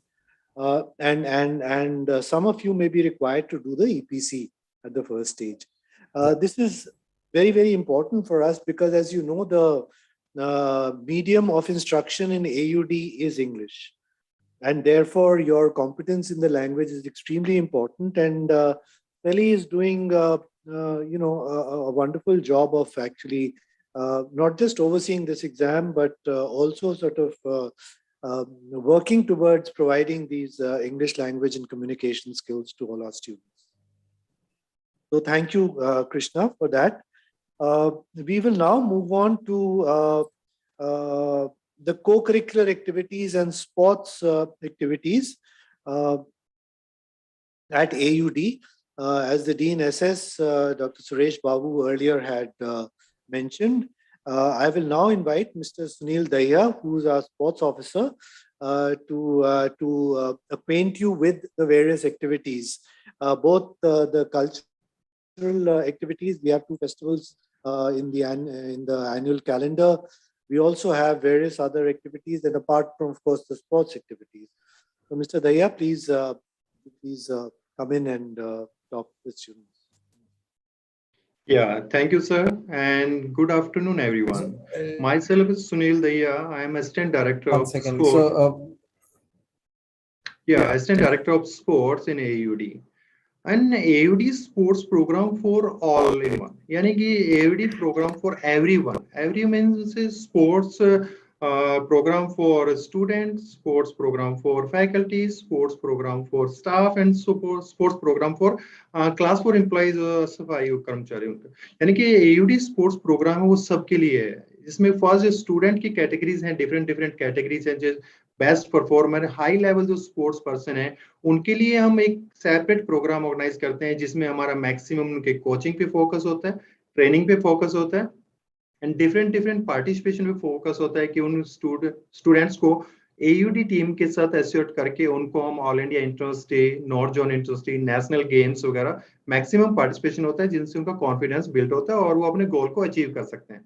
इसी के साथ हम कुछ उन students जो AUD sports team के committed होते हैं, उनको हम प्राइवेट यूनिवर्सिटीज के इनवाइट प्रोग्राम या इनवाइट फेस्ट भी ऑर्गेनाइज करते हैं. वो यूनिवर्सिटी उनमें पार्टिसिपेशन होता है, like last time SNU, Ashoka, DU and Punjab university. Different university से इनवाइट जो फेस्ट प्रोग्राम आते हैं, उसमें हम मैक्सिमम पार्टिसिपेशन होता है कि उनकी परफॉर्मेंस और बेस्ट से बेस्ट हो जाए. सेकंड जो स्टूडेंट कैटेगरी है जो फन के लिए पार्टिसिपेट करता है स्पोर्ट्स एक्टिविटी, लाइक उनके पास टाइम का थोड़ा शॉर्टेज होता है और वो टीम के लिए कमिटेड नहीं होते हैं, लेकिन वो प्ले का उनमें इंटरेस्ट है और वो फन के लिए पार्टिसिपेट करते हैं स्पोर्ट्स एक्टिविटीज. तो उनके लिए time to time intra league system हमने अपनी यूनिवर्सिटी में ऑर्गेनाइज किया है. वो सिस्टम हम बनाया है जिसमें उनका बास्केटबॉल इंट्रा होता है, इंटर प्रोग्राम होता है, इंट्रा कोर्सेज जो हमारी एक्टिविटीज होती है, हम उन स्टूडेंट्स को वहां पे कैचअप करते हैं. थर्ड जो स्टूडेंट की कैटेगरी आती है वो फिटनेस से रिलेटेड होता है. जो स्टूडेंट फिटनेस एंड वेलबींग में इंटरेस्ट रखते हैं, उनके लिए हमारे पास डिफरेंट टाइप के सेशन, डिफरेंट टाइप की हमारी एक्टिविटीज होती हैं, जिसमें हम उनके लिए जुम्बा स्टार्ट करते हैं, एरोबिक्स है, जिम है KG कैंपस में, एंड हमारा एरोबिक्स और योगा हमारा उनके लिए जो अपनी फिटनेस को डेवलप कर सकते हैं. स्टाफ फैकल्टी में बीच में कोऑर्डिनेशन डेवलप या स्पोर्ट्स से रिलेटेड हम time to time staff and faculty and student के साथ एक लीग ऑर्गेनाइज करते हैं, जिसमें हम स्टाफ और फैकल्टी को भी इनवाइट करके उसमें पार्टिसिपेट होते हैं. डिफरेंट टाइप के हमारे इवेंट्स ऑर्गेनाइज होते रहते हैं. और जो हमारी स्पोर्ट्स फैसिलिटीज हैं, KG कैंपस में हमारे पास फुटबॉल फील्ड है, वॉलीबॉल फील्ड है, बास्केटबॉल फील्ड है, जिम है, एंड हमारे पास टेबल टेनिस है. आउटडोर हमारे पास बैडमिंटन कोर्ट्स हैं. एंड KP कैंपस में हमारे पास well settle and well football pitch है, एंड टेबल टेनिस इंडोर है, एंड आउटडोर जिम की फैसिलिटीज हमारे पास है. अगर हमारे पास कोई बेस्ट स्टूडेंट या आउटस्टैंडिंग अगर स्टूडेंट है जिसके परफॉर्मेंस को हमने डेवलप करने के लिए कुछ ऐसे एक्टिविटीज भी हम बाहर जो एरिया है या बाहर out of AUD course book कर लेते हैं, जिससे उसकी परफॉर्मेंस बेस्ट निकल के आए और वो अपने गोल अचीव कर सकते हैं. सपोज हमारे पास वो फैसिलिटीज नहीं है, लेकिन अगर सपोज स्टूडेंट कोई शूटिंग या अदर गेम में है और उसका लेवल काफी हाई है, तो आसपास के नियर बाई जो भी फैसिलिटीज होती है उस स्टूडेंट के लिए हम उसको बुक करते हैं. स्टूडेंट वहाँ पे इजिली जाके एक्सेस कर सकता है और अपनी प्रैक्टिस को कर सकता है. टाइम टू टाइम हम अपने ईयर में 2 इंट्रा फेस्ट ऑर्गेनाइज करते हैं. 1 विंटर विंटर में मैक्सिमम वो एक्टिविटीज हम ऑर्गेनाइज करते हैं फेस्ट में जो आउटडोर होता है, और मैक्सिमम उसी में पार्टिसिपेशन का एम रखते हैं। और सेकंड हमारा फेस्ट होता है वो समर में होता है। समर में हम वो मैक्सिमम एक्टिविटीज या स्पोर्ट्स उसमें इंक्लूड करते हैं जो हमारा इंडोर होता है, चेस है या फिर जो हमारे इंडोर एक्टिविटीज हैं वो हम समर में लेते हैं। और अभी रिसेंटली हमने डिसाइड किया है कि हम एक नेशनल या इंटर यूनिवर्सिटी फेस्ट ऑर्गेनाइज करेंगे जवाहरलाल नेहरू स्टेडियम में, जिसमें हम 6-7 स्पोर्ट्स को इंक्लूड करेंगे और सभी स्पोर्ट्स लीग बेसिस पे होगा। तो ये हमारा स्पोर्ट्स का एक प्रोग्राम रहता है जो पूरे ईयर रहता है। तो इसमें ओनली एक स्पोर्ट्स डिवीजन ही पार्ट या स्पोर्ट्स डिवीजन ही नहीं करता, इसमें हमें स्पोर्ट्स बॉडी की रिक्वायरमेंट होती है। तो अभी रिसेंटली हमारी एक स्पोर्ट्स सोसाइटी स्पोर्ट्स कमेटी एक ऑर्गेनाइज हुई है, जिसमें हम डिफरेंट डिफरेंट कैंपस से स्टूडेंट्स को इनवाइट करते हैं उस कमेटी के लिए, और वो कमेटी अपने स्पोर्ट्स डिवीजन और स्पोर्ट्स प्रोग्राम के लिए काम करता रहता है। और रिसेंटली हमने अभी एक डिसाइड और भी किया है कि अभी जैसे न्यू स्टूडेंट आएंगे तो खेलो इंडिया के साथ एक मीटिंग अभी कंप्लीट हुआ है वीसी मैम एंड उनके साथ। तो 5-6 स्टूडेंट एवरी ईयर खेलो इंडिया की जो ऑर्गेनाइजिंग प्रोग्राम होते हैं उसमें वो पार्टिसिपेट करेंगे, ना कि वो प्लेयर। वो एक as a organiser organising team के साथ वो वर्क करेंगे, जिसमें उनका एक्सपोजर और होगा। एक स्टूडेंट कैटेगरी वो भी है जो स्पोर्ट्स प्ले या फिटनेस या उस चीज पे इंटरेस्ट नहीं लेता, लेकिन वो इवेंट मैनेजमेंट में काफी अच्छा रोल अदा करते हैं। तो उनके लिए भी हमने टाइम टू टाइम एक इनवाइट भेजा है, जिसमें हमारे वो स्टूडेंट्स आते हैं। ऑर्गेनाइजिंग जो इवेंट होता है उसमें as a PR, as a finance, as a logistic and जो भी इवेंट के मैट्रिक्स और जो भी हमारे इवेंट्स के टैली और पॉइंट टैलीज में उसमें वो काम करते हैं। अप्रोक्सीमेटली 40 स्टूडेंट ऐसे जो स्पोर्ट्स डिवीजन के साथ ऐसा काम करते हैं। तो डियर स्टूडेंट, आपके पास भी एयूडी स्पोर्ट्स कल्चर को डेवलप करने के लिए कोई आइडियाज है या कुछ आप ऐसे इवेंट्स ऑर्गेनाइज कर सकते हैं, या आपके पास कुछ ऐसी स्ट्रेंथ है related sports fitness and all, तो आप प्लीज मुझे मेल कर सकते हैं स्पोर्ट्स आईडी पे, या मेरा पर्सनल है sunildaya@aud.ac.in, and my personal number भी मैं आपके साथ शेयर करूंगा, बिकॉज कि टुगेदर हमें स्पोर्ट्स डेवलप काफी अच्छा करना है, कल्चर डेवलप करना है। तो my phone number 9891165049। So dear student, please any idea, suggestion related sports, related activities, please call me, and please any idea है तो please आप मैसेज कर सकते हैं मुझे एंड मेल पे कर सकते हैं। ऑफिस दोनों बहुत कैंपस में है, KG campus 71I in my office and KP campus में भी ऑफिस है। तो जैसे कैंपस स्टार्ट होता है please come and meet and start develop the culture in AUD. Thanks students. Any question regarding sports and so please in chat box. Thank you, and thank you, sir, for inviting me.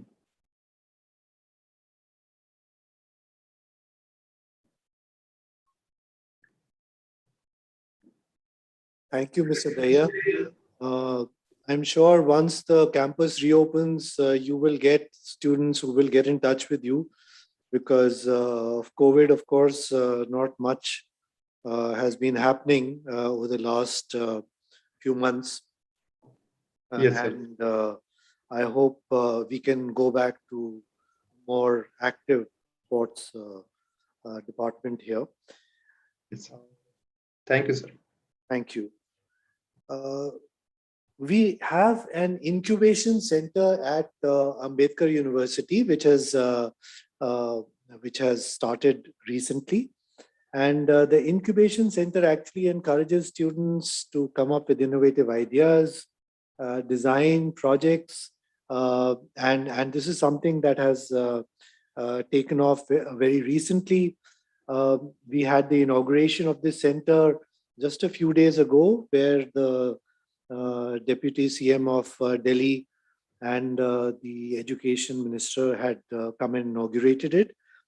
We have with us now Mr. Sudhakar, who will acquaint you with the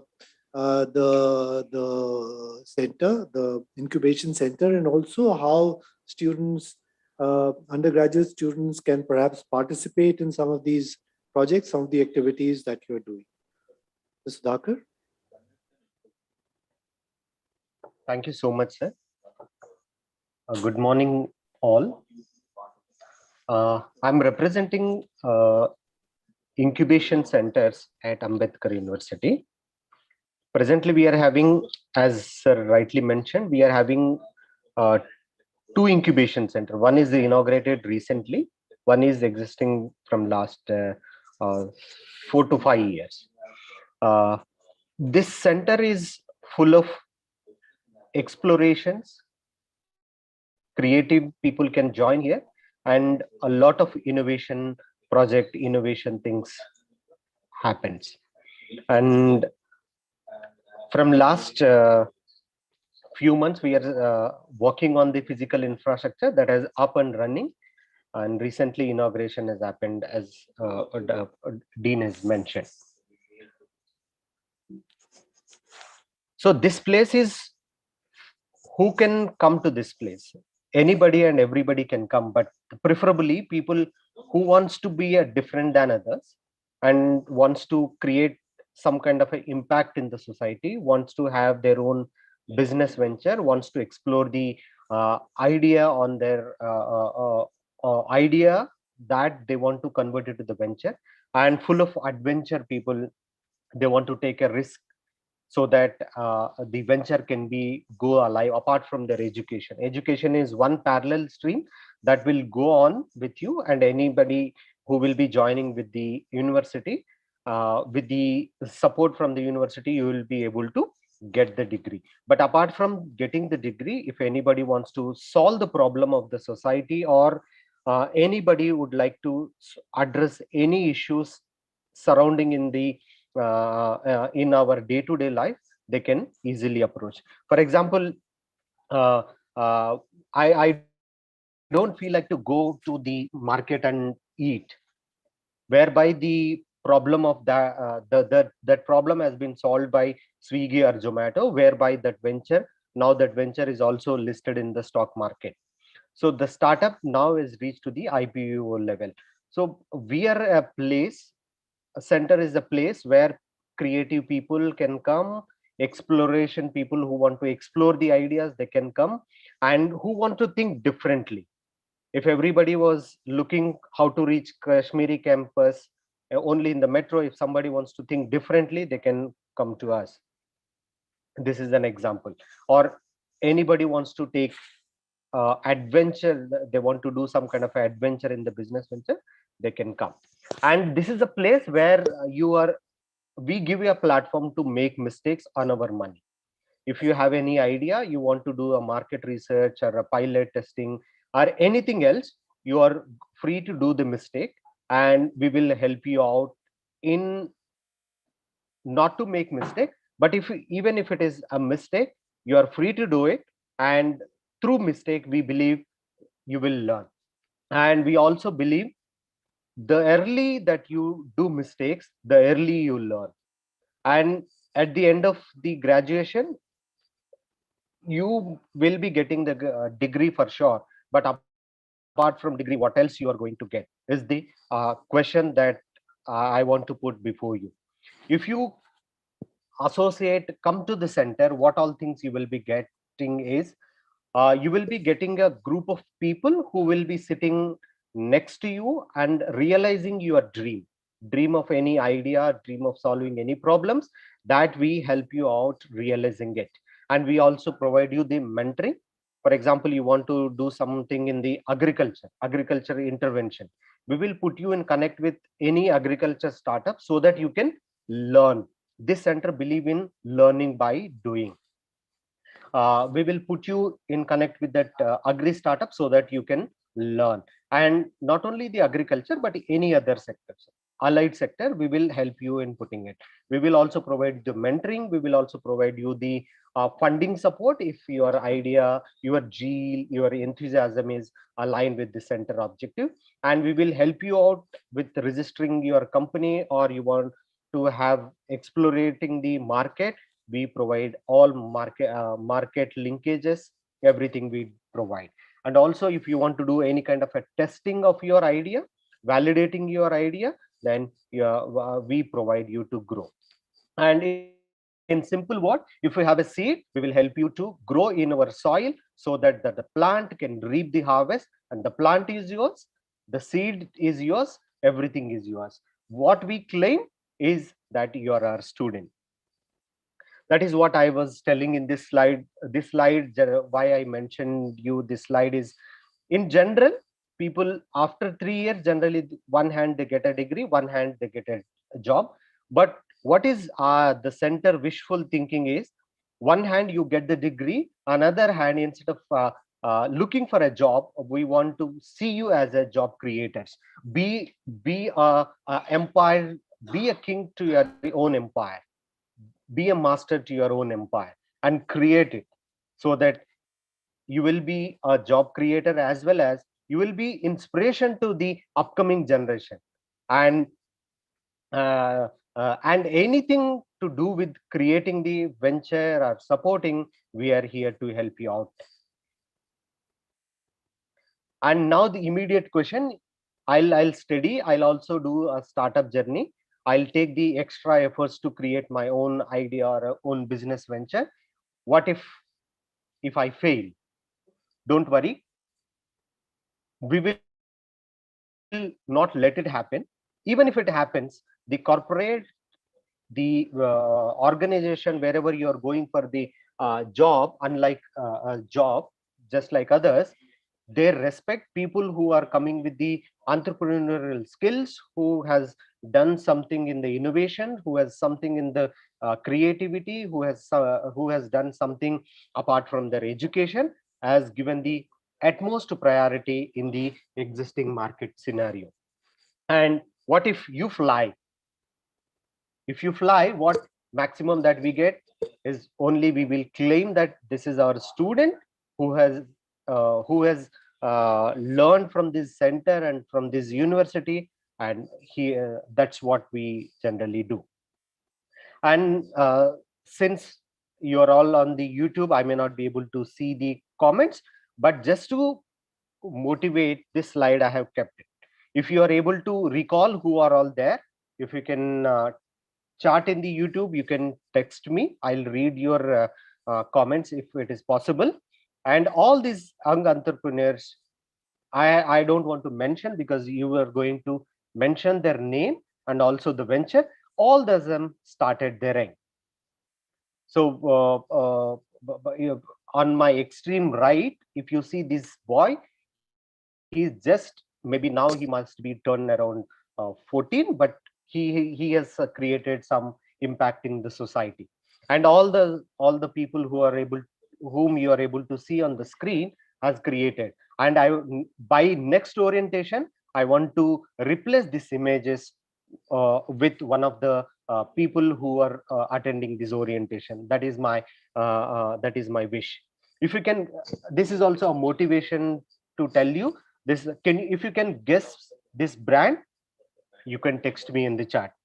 Two friends, Sagar and Binod, as are friends who are best friends and the colleagues, best friends in the college and good friends, and they wanted to do something different.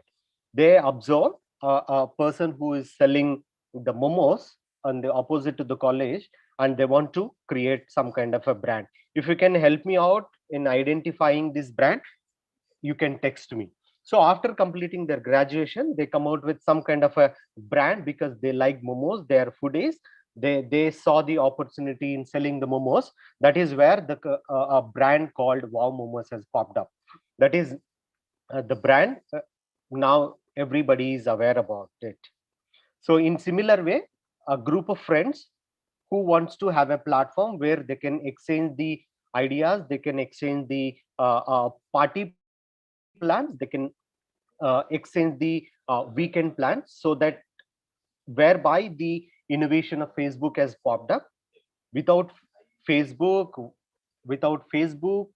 WhatsApp, and without Facebook and WhatsApp, last month, we all has become a panic, because the WhatsApp is down. That is how the Facebook has created impact. All these 4 slides or 5 slides that I have shown it to you, to tell you that if you start young, you have a chance of learning, and it will be very easy to get the attention and we never know, probably you would be the next unicorn of India. Now it is your call. One side you will study the education without any interruption, that you will be do. This center facilitates if you can come to. And now it is your call. You want to be a recruiter after completing your graduation. Probably you could be the recruiter. You or your venture could be the recruiter of hiring your own friend or a colleague. This is one side, or you could be any other person just attending the interview. Both are good. Nothing. I'm not saying something is great or something is wrong, but it is a choice that you have to take. Or you want to get into the organization which is already structured, systems are in place, or you want to create your own structure and system. I believe if parents are attending, I want to I want to give the assurance to the parents. If your kid wants to do something in the startup or entrepreneurial career or wants to explore the ideas, don't worry.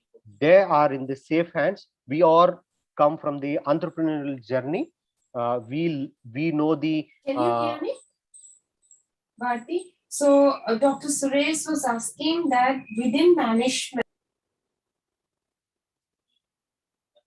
Somebody is speaking. Sudhakar, please continue. Okay, no issues. Achha, if parents are attending this workshop, I want to tell you that this center is full of experienced people who has done some kind of a entrepreneurial journey in their past, and here to help the student, support them in learning a new process. And for the students, just to give you how the center looks like, I'm going to give you a few slides. A recently renovated center. This is the place where generally we are seeing it as a place where people can sit, relax, and discuss on their ideas. This is a closed room discussion where the inspiration quotes can be there, and we also can sit and closed room discussions. Any confidentiality, any ideas can be discussed here. And this is a meeting room where we have recently renovated. This is a meeting room, and this is a cafeteria, a dedicated cafeteria, dedicated place for startups and entrepreneurship.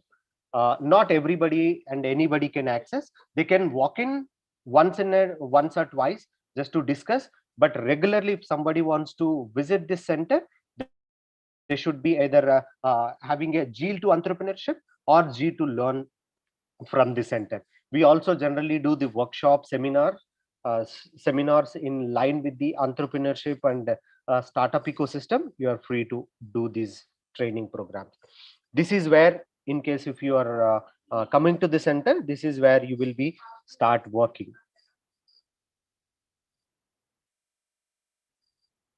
These are the random pics that I want to show it to you. This is the team. Presently, we are having 2 full-time employees. One, I am Sudhakar, incubation manager, and Srinivas is our CEO. From your left, if you are able to, from my left, you are able to see Radhika and Chirag. They both are the interns. And from our right, you will be able to see first 3 from our right, Nirmaya, Aishwarya, and Sparsh. All these 3 of your seniors will be visible in the campus. You can speak to them about the incubation center, or you can walk to them. I already mentioned we both are looking after the incubation center. These are the contact details of the incubation center. You can write to me, sudhakar.aic@aud.ac.in. We are located in Kashmiri Gate campus. Soon we will be coming with the center in Karampura campus as well. Otherwise, also we would love to visit all 4 campuses in a regular interval. This is my mobile number. I will be available all the times at this mobile number. I'm also available on the WhatsApp with this number. With this, I would like to thank the organizers and Dean SUS for giving us opportunity to present the incubation center before the new joining of orientation of the new batch. Thank you so much. I'm open for the questions if it is any. Otherwise, you can visit. We would love to see you at our center. Thank you so much. Thank you, Sudhakar. The spaces that you have created certainly look very attractive, and we will look forward to the incubation of various ideas as you've outlined, and I'm sure students will benefit from the activities of your center. So thank you very much. We will now move on to the presentation by the Director of the Equal Opportunity Office, Dr. Akha Mao. And this is again a very, very important division of the university, because as I said in my initial remarks, we are very committed to ensure that no student suffers any kind of discrimination. We would obviously want all students to be provided equal opportunities, and if there is any instance of discrimination or any instance of victimization, particularly on the basis of, as we know, all kinds of categorizations which we have in society, these would be centers would be working towards eliminating those kinds of discriminations. So, Dr. Akha Mao, may I invite you now to make your presentation?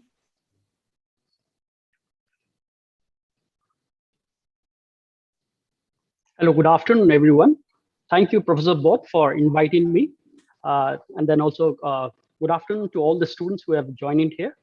I represent the Equal Opportunity Office, and then I would like to briefly brief you all. I know that there's been a lot of informations which has been shared, and then I would like to ensure that I will be brief. So basically trying to share what the Equal Opportunity Office is. And then as Professor Both has already shared briefly that, in the university, we wanted to ensure that every one of us feel equal and then are included, and there is no kind of discrimination or harassment in that sense. So apart from this, I think we have already heard about many other issues in the universities, many things, many informations, and also my colleague Dr. Urfat has also shared with you regarding disciplinary things that has to be followed, abided in the university.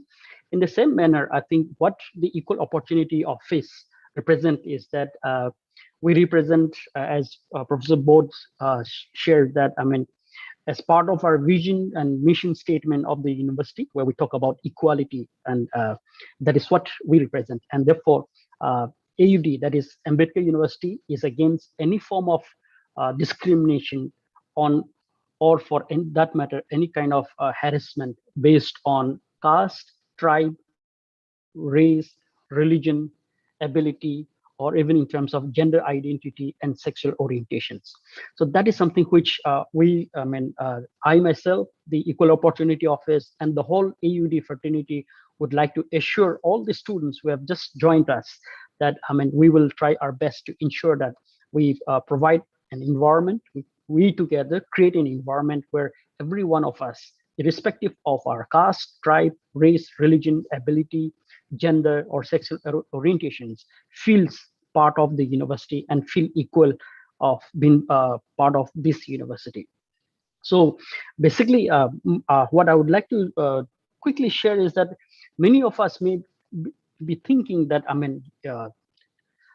university is a place where there are no discriminations in that sense. But then what happens is that people from various backgrounds comes to the university, from various region, language, religion in that sense. And we bring our own prejudices. We have our own prejudices in that sense.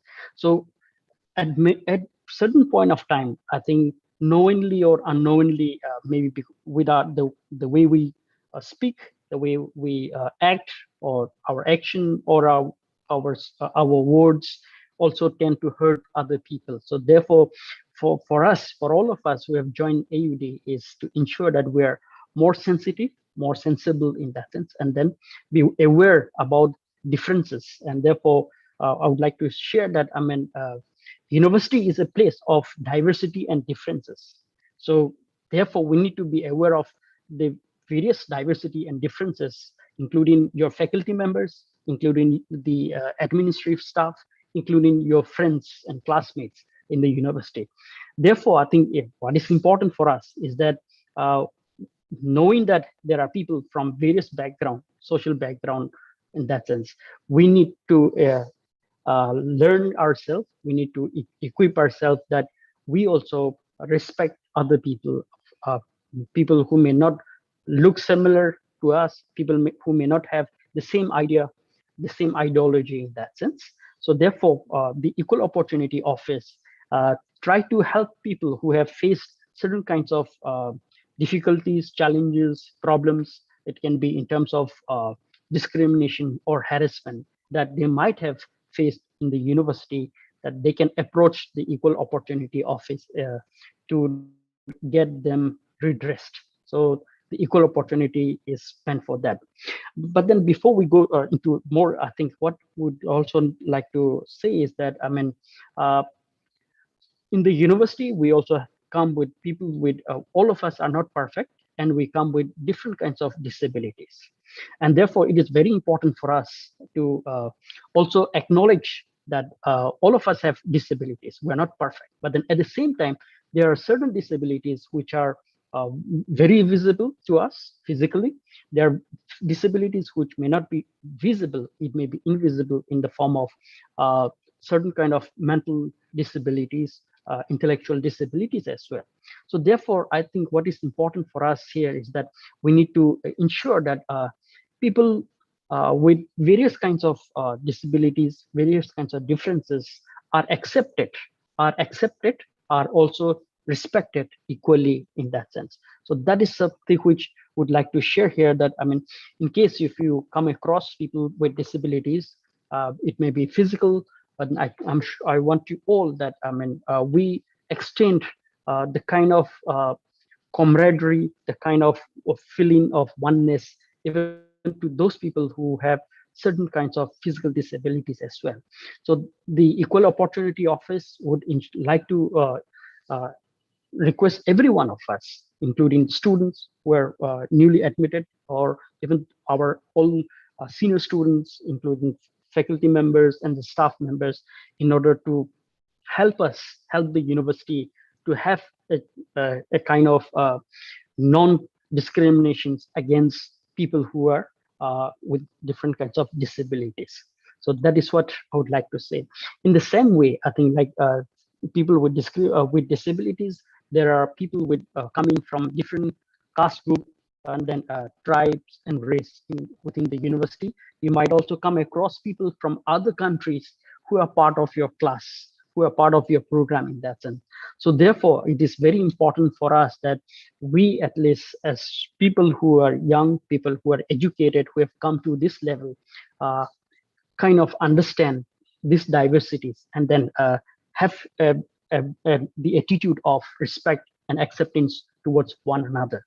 So even in the university space, it is not that, I mean, people don't or people don't experience certain kind of discriminations. There are, as I said, discrimination happens not necessarily intentionally, but even unintentionally, because of the kind of bringing up that we had, the kind of family upbringing, the kind of education, the kind of exposure that we all have had. So if you see that, I mean, of course, right now we're all online, but when it comes to the physical classes, physically coming to the campus, you will also realize that, I mean, we tend to or we tend to make friends within our own social groups in that sense. We hang around with people with the same kind of class background, with the same kind of looks, with the same kind of language background. So it happens that way. So therefore, it is very important for us to acknowledge this and then understand that discriminations and harassment can happen unknowingly as well.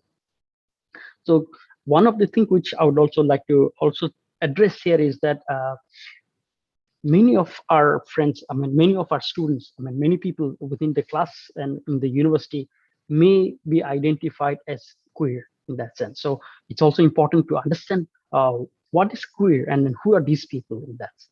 So it is also important to see that many people may not like to identify themselves in terms of the gender assigned at birth itself. They may not want to call themselves as man or woman in that way. So in that case, I think they may have a different sexual orientations in that. And therefore, I think it is very important for us to respect people who may not want to identify themselves as man or woman, who want to be considered as queer in that sense. So therefore, in the university space where we say that we want to be inclusive of all people, if every group in that sense, not necessarily in terms of the caste group, but even in terms of the sexual orientations, we want every one of us in the university to feel that they are part of a university system where they are respected, where their rights are upheld in that sense. So therefore, the Equal Opportunity Office is basically there to help people. We will be doing more of an orientations and more of certain kinds of workshops in the days to come. But then we are also here in order to ensure you all that in case if you face any kind of violence, any kinds of discrimination or harassment based on your caste, based on your gender, based on your language, your ability, then please do come to us, report to us. We will try to help and resolve these kinds of discriminations. And we want that all of you, all of us participate, come together, contribute towards creating AUD as a zero tolerance for any kind of discriminations. And then we have a tenure, a journey of a very exciting and then learning together in this in whichever programs you are. So apart from that, I think what I would like also to share is that the university has already set up this Equal Opportunity Office, and then we have a full-fledged office running here. We have the office at the Kashmiri Gate campus, but then at the same time, people in the Equal Opportunity Office are from different campuses. I myself, I am in Karampura campus. So I will just tell you that we have people. There are 4-5 of us right now, and then we hope that more people will be joining us in the Equal Opportunity Office. We have Miss Archana, who is also in the Estate Division. She is our office assistant, and then she ensures that all kinds of complaints that comes are registered there. We have both the physical register where anyone can walk into the Equal Opportunity Office in Kashmiri Gate and then lodge their complaint, register their complaint, and then also you can also lodge your complaint. It is there on the website itself. There is AUD website. There is the electronic, the email. Through email you can register it, and it will be directly linked to the Equal Opportunity Office. We also have Mr. Prabhakaran, who is a faculty here in the School of Law and Governance. He is the liaison officer for people with disability. We also have Mr. Samir Saini, who is also a deputy registrar, and he is the liaison officer of OBC.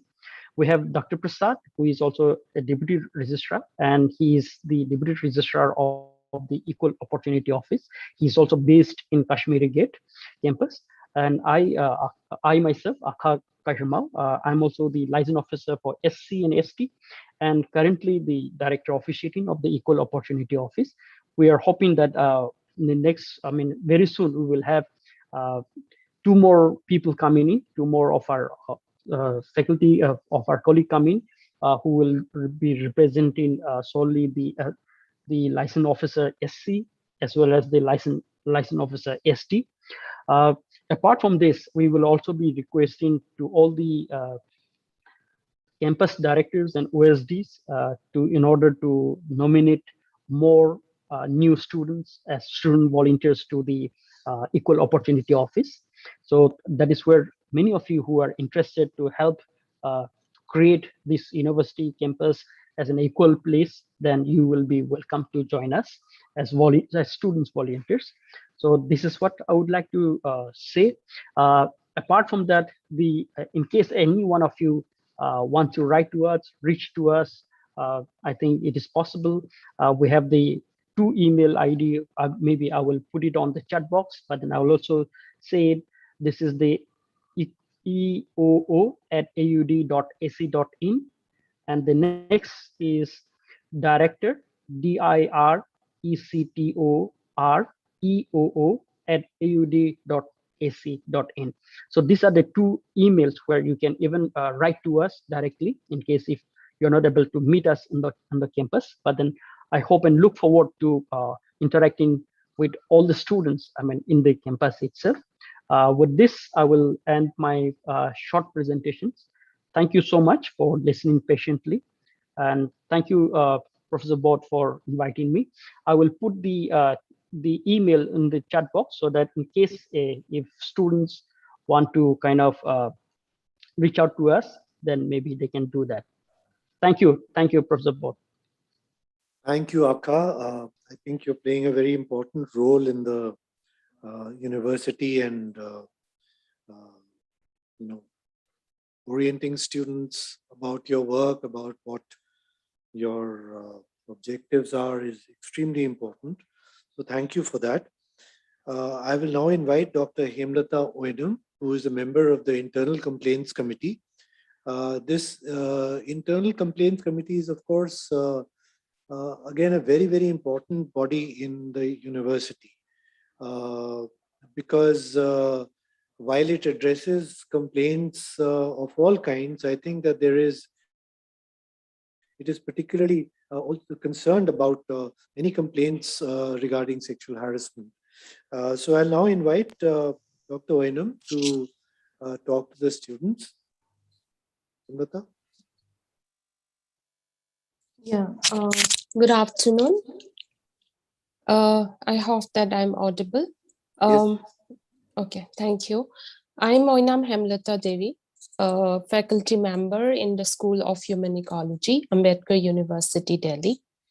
I, on behalf of the committee, Internal Complaints Committee of the university, welcome you all in today's virtual orientation program. May I request IT division to share the slide? Yeah. So can you please go to the second slide?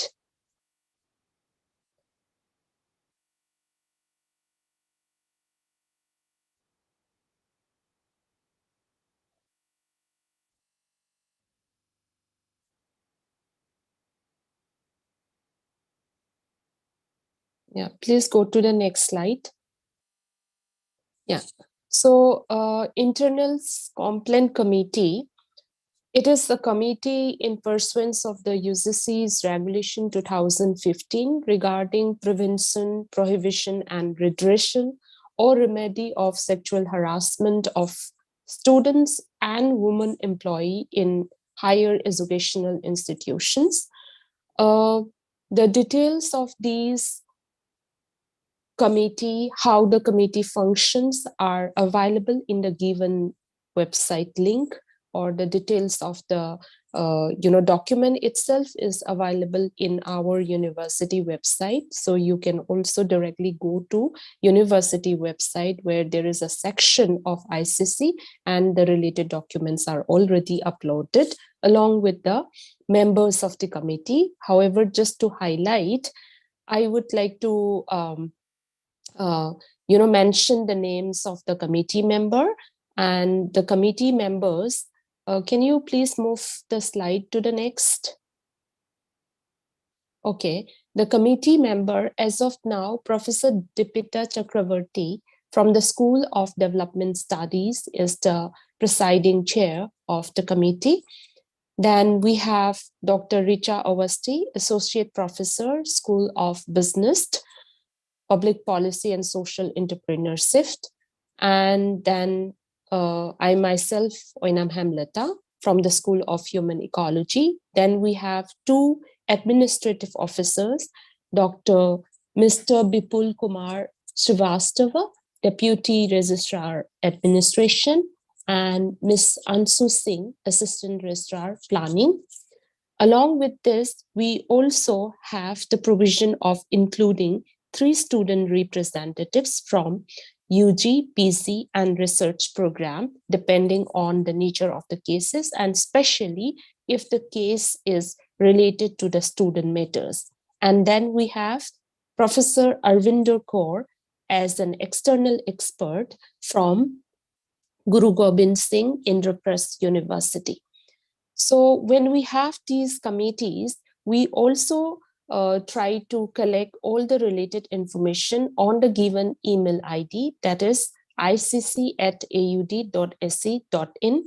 The email details are also already given in the website. So you can go directly to the given email ID for any kinds of complaint and write it, all kinds of the grievances related to ICC. So in that, so as of now, you might not have been able to get the details of what a ICC committee is, going to deal, what is the main purpose of it. For that, I have to quickly explain you that what are the responsibilities of the ICC committee. Please go to the next slide. So in that, we have taken the responsibility mainly for assisting and supporting the complaints in filing a formal complaint if such assistance is sought by the complainant when choosing to file a complaint with the police.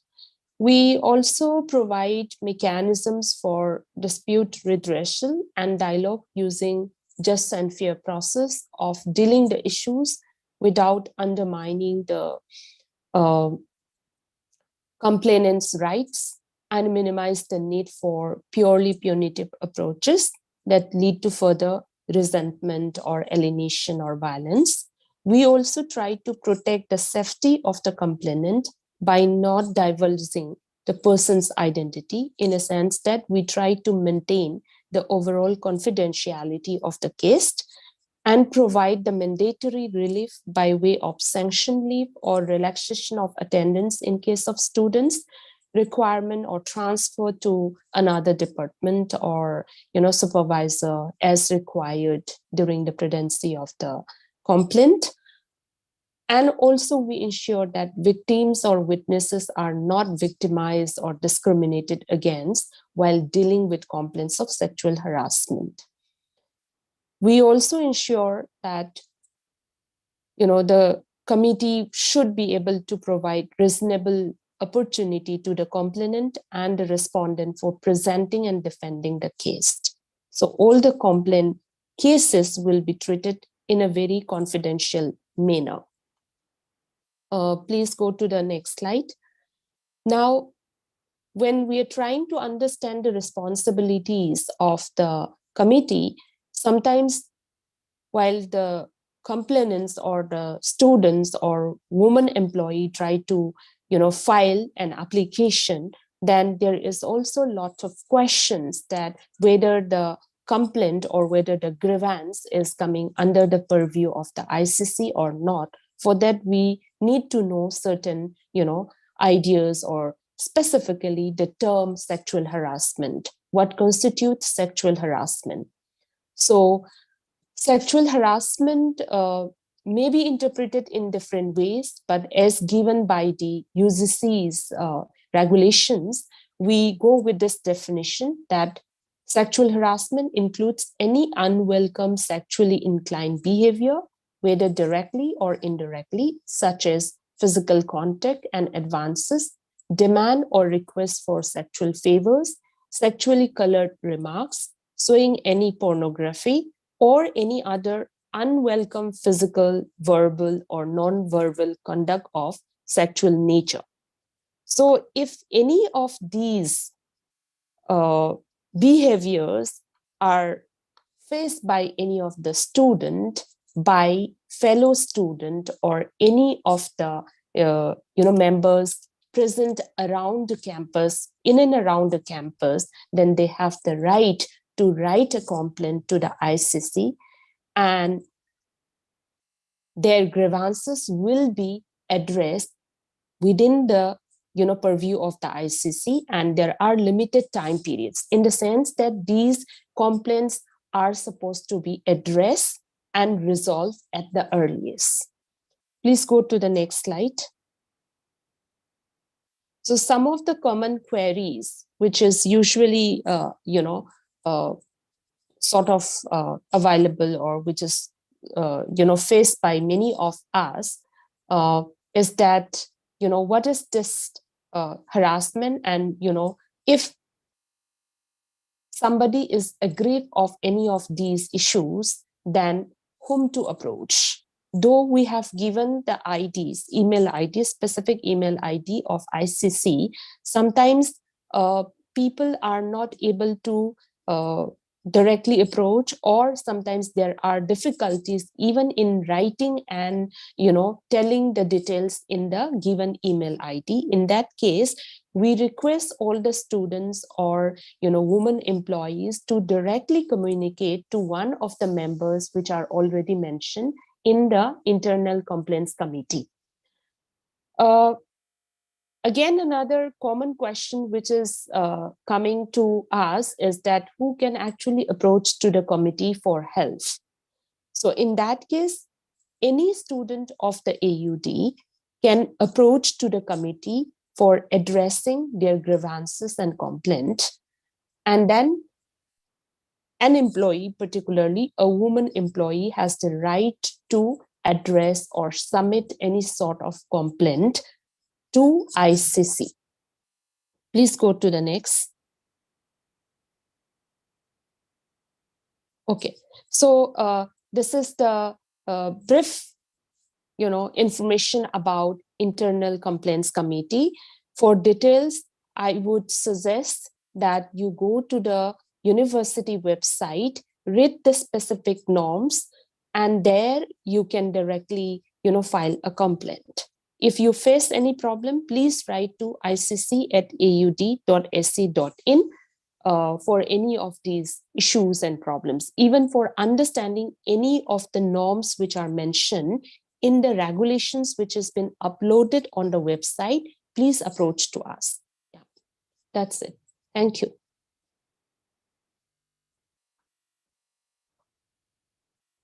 Thank you, Hemlata. I think you said something very important at the end of your presentation, which is that even to understand what the law is, even to understand what sexual harassment actually is,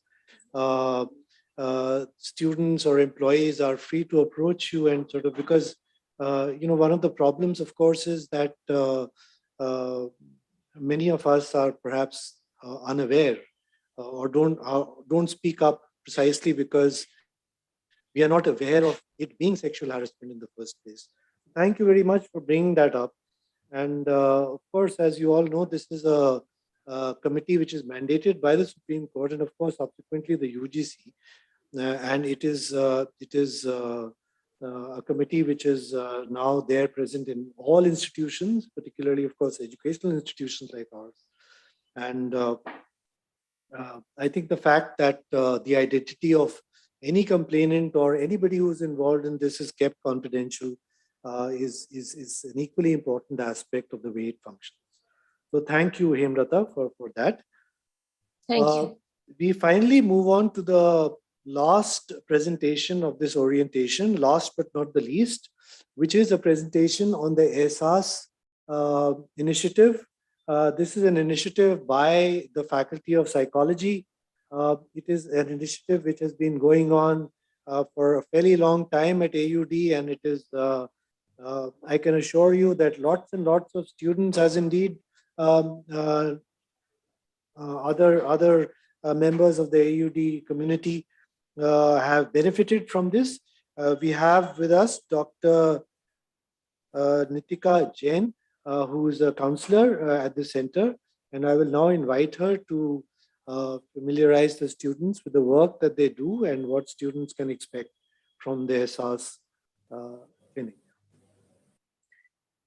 Am I audible? Yes, ma'am, you are audible. Okay, thank you. Thank you, Professor Bodh, for inviting me. And a very warm welcome to the students who are joining us this year. My name is Nikita Jain, and I'm a clinical psychologist working in the university. We have a clinic for counseling and psychotherapy, which is called SAS, and it comes under the Center of Psychotherapy and Clinical Research. Let me introduce the clinic briefly to you.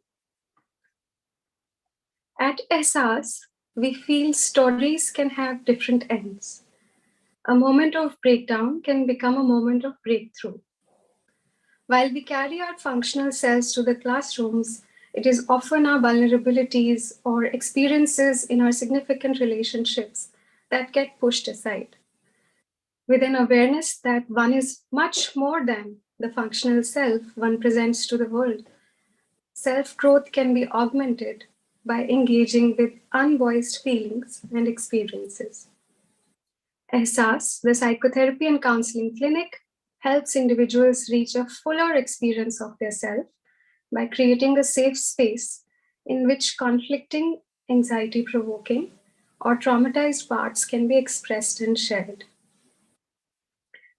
Times of transitions, for example, from school to college, they can be extremely overwhelming. They challenge our ways of coping. In fact, the last 1.5 to 2 years of the pandemic have also been very challenging on the mental health of students and people. So extreme mood states, loss of concentration, loss of interest in activities that you found previously pleasurable, anxiety, somatic complaints, all these suggest a need for certain communication about these well-being concerns. Some concerns that you can bring to SAS include body image issues, self-harm thoughts and suicidal thoughts, substance abuse, grief and bereavement, sexual abuse, domestic violence, PTSD, caring for a family member with mental illness, and much more. SAS is actually a low fee initiative. So the range of fee that is charged is very minimal. It ranges from 0 rupees to 300 rupees maximum based on what somebody can afford to contribute to the initiative. We try to provide a safe space where conversations are respected and they're kept completely confidential. We have a team of psychotherapists and we are available 6 days a week from 10 a.m. to 5 p.m. To fix an appointment with us, you can write to us at our email ID, which is ehsassas@aud.ac.in. I'll type in the email address in the chat box. You can also find all the details on the AUD website on the linking page to SAS. That's the brief presentation that I want to give to you about our clinic. And my best wishes to all students. And I hope you have a great academic and personal journeys ahead. Thank you so much, Professor Bodh. Thank you, Dr. Jain. I think I may only remind everybody here that this psychotherapy and counseling clinic was started in AUD much earlier, before many other educational institutions actually took it up. So this was a pioneering effort by the Faculty of Psychology and other people, former students who have been a part of this. And I think particularly during the last few months when COVID took over, they have reached out to students, to other members, because all of us have been going through a rather difficult time. So I think this is, they've done a wonderful job, and I think students will benefit immensely from the kind of work that they do. So thank you for that. Now, this actually brings us to the end of our scheduled orientation, the general orientation here. But before we end, I'd like to remind students of a couple of things which are extremely important. Firstly, please remember that all of you have been sent your official AUD mail IDs. If you have not received them, it is possible that they've gone to your spam folders. Please get these IDs because it is through these official IDs that you will communicate with the university, faculty, with the school office, anything that anybody you write to in the university, you will be writing through this official mail ID. So as I said, if you have not received it, it's possibly there in your spam folder. Please check. For the LPT, that is for the language proficiency test, which is scheduled for Saturday, the link will be sent to both your official AUD ID as well as the personal Gmail ID that you may have sent. But after that, please remember that for all other purposes, you will be using the official AUD mail ID. You will not be allowed to enter your online classes, particularly without that ID. You'll have to log in through that. So with that, let me sort of just welcome you once again, a very warm welcome to all of you. And you've got an overview, a general overview of what you can expect from us. More specifically, you will, of course, be joining your program coordinators and program teams in the afternoon, where any kinds of questions, queries, doubts you may have, you can address to us, to the faculty members, and to some of the office staff who will also be present there. I hope your 3 years at SUS are a great learning experience. You enjoy yourself, and you, at the end of it, you really get something out of this, out of what I can assure you is an excellent learning environment. So thank you all for joining me this morning, and all the very best. Sorry?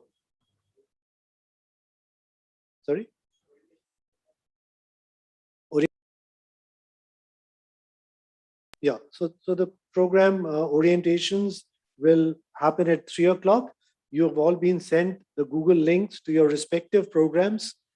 Please join 5 minutes before or before 3 o'clock so that we can, this orientation is very, very important for you. The program orientation is very important because here you will be given information about your registrations, your course registrations, the structures, and so on and so forth. So thank you all for joining me this morning. Bye-bye and best of luck.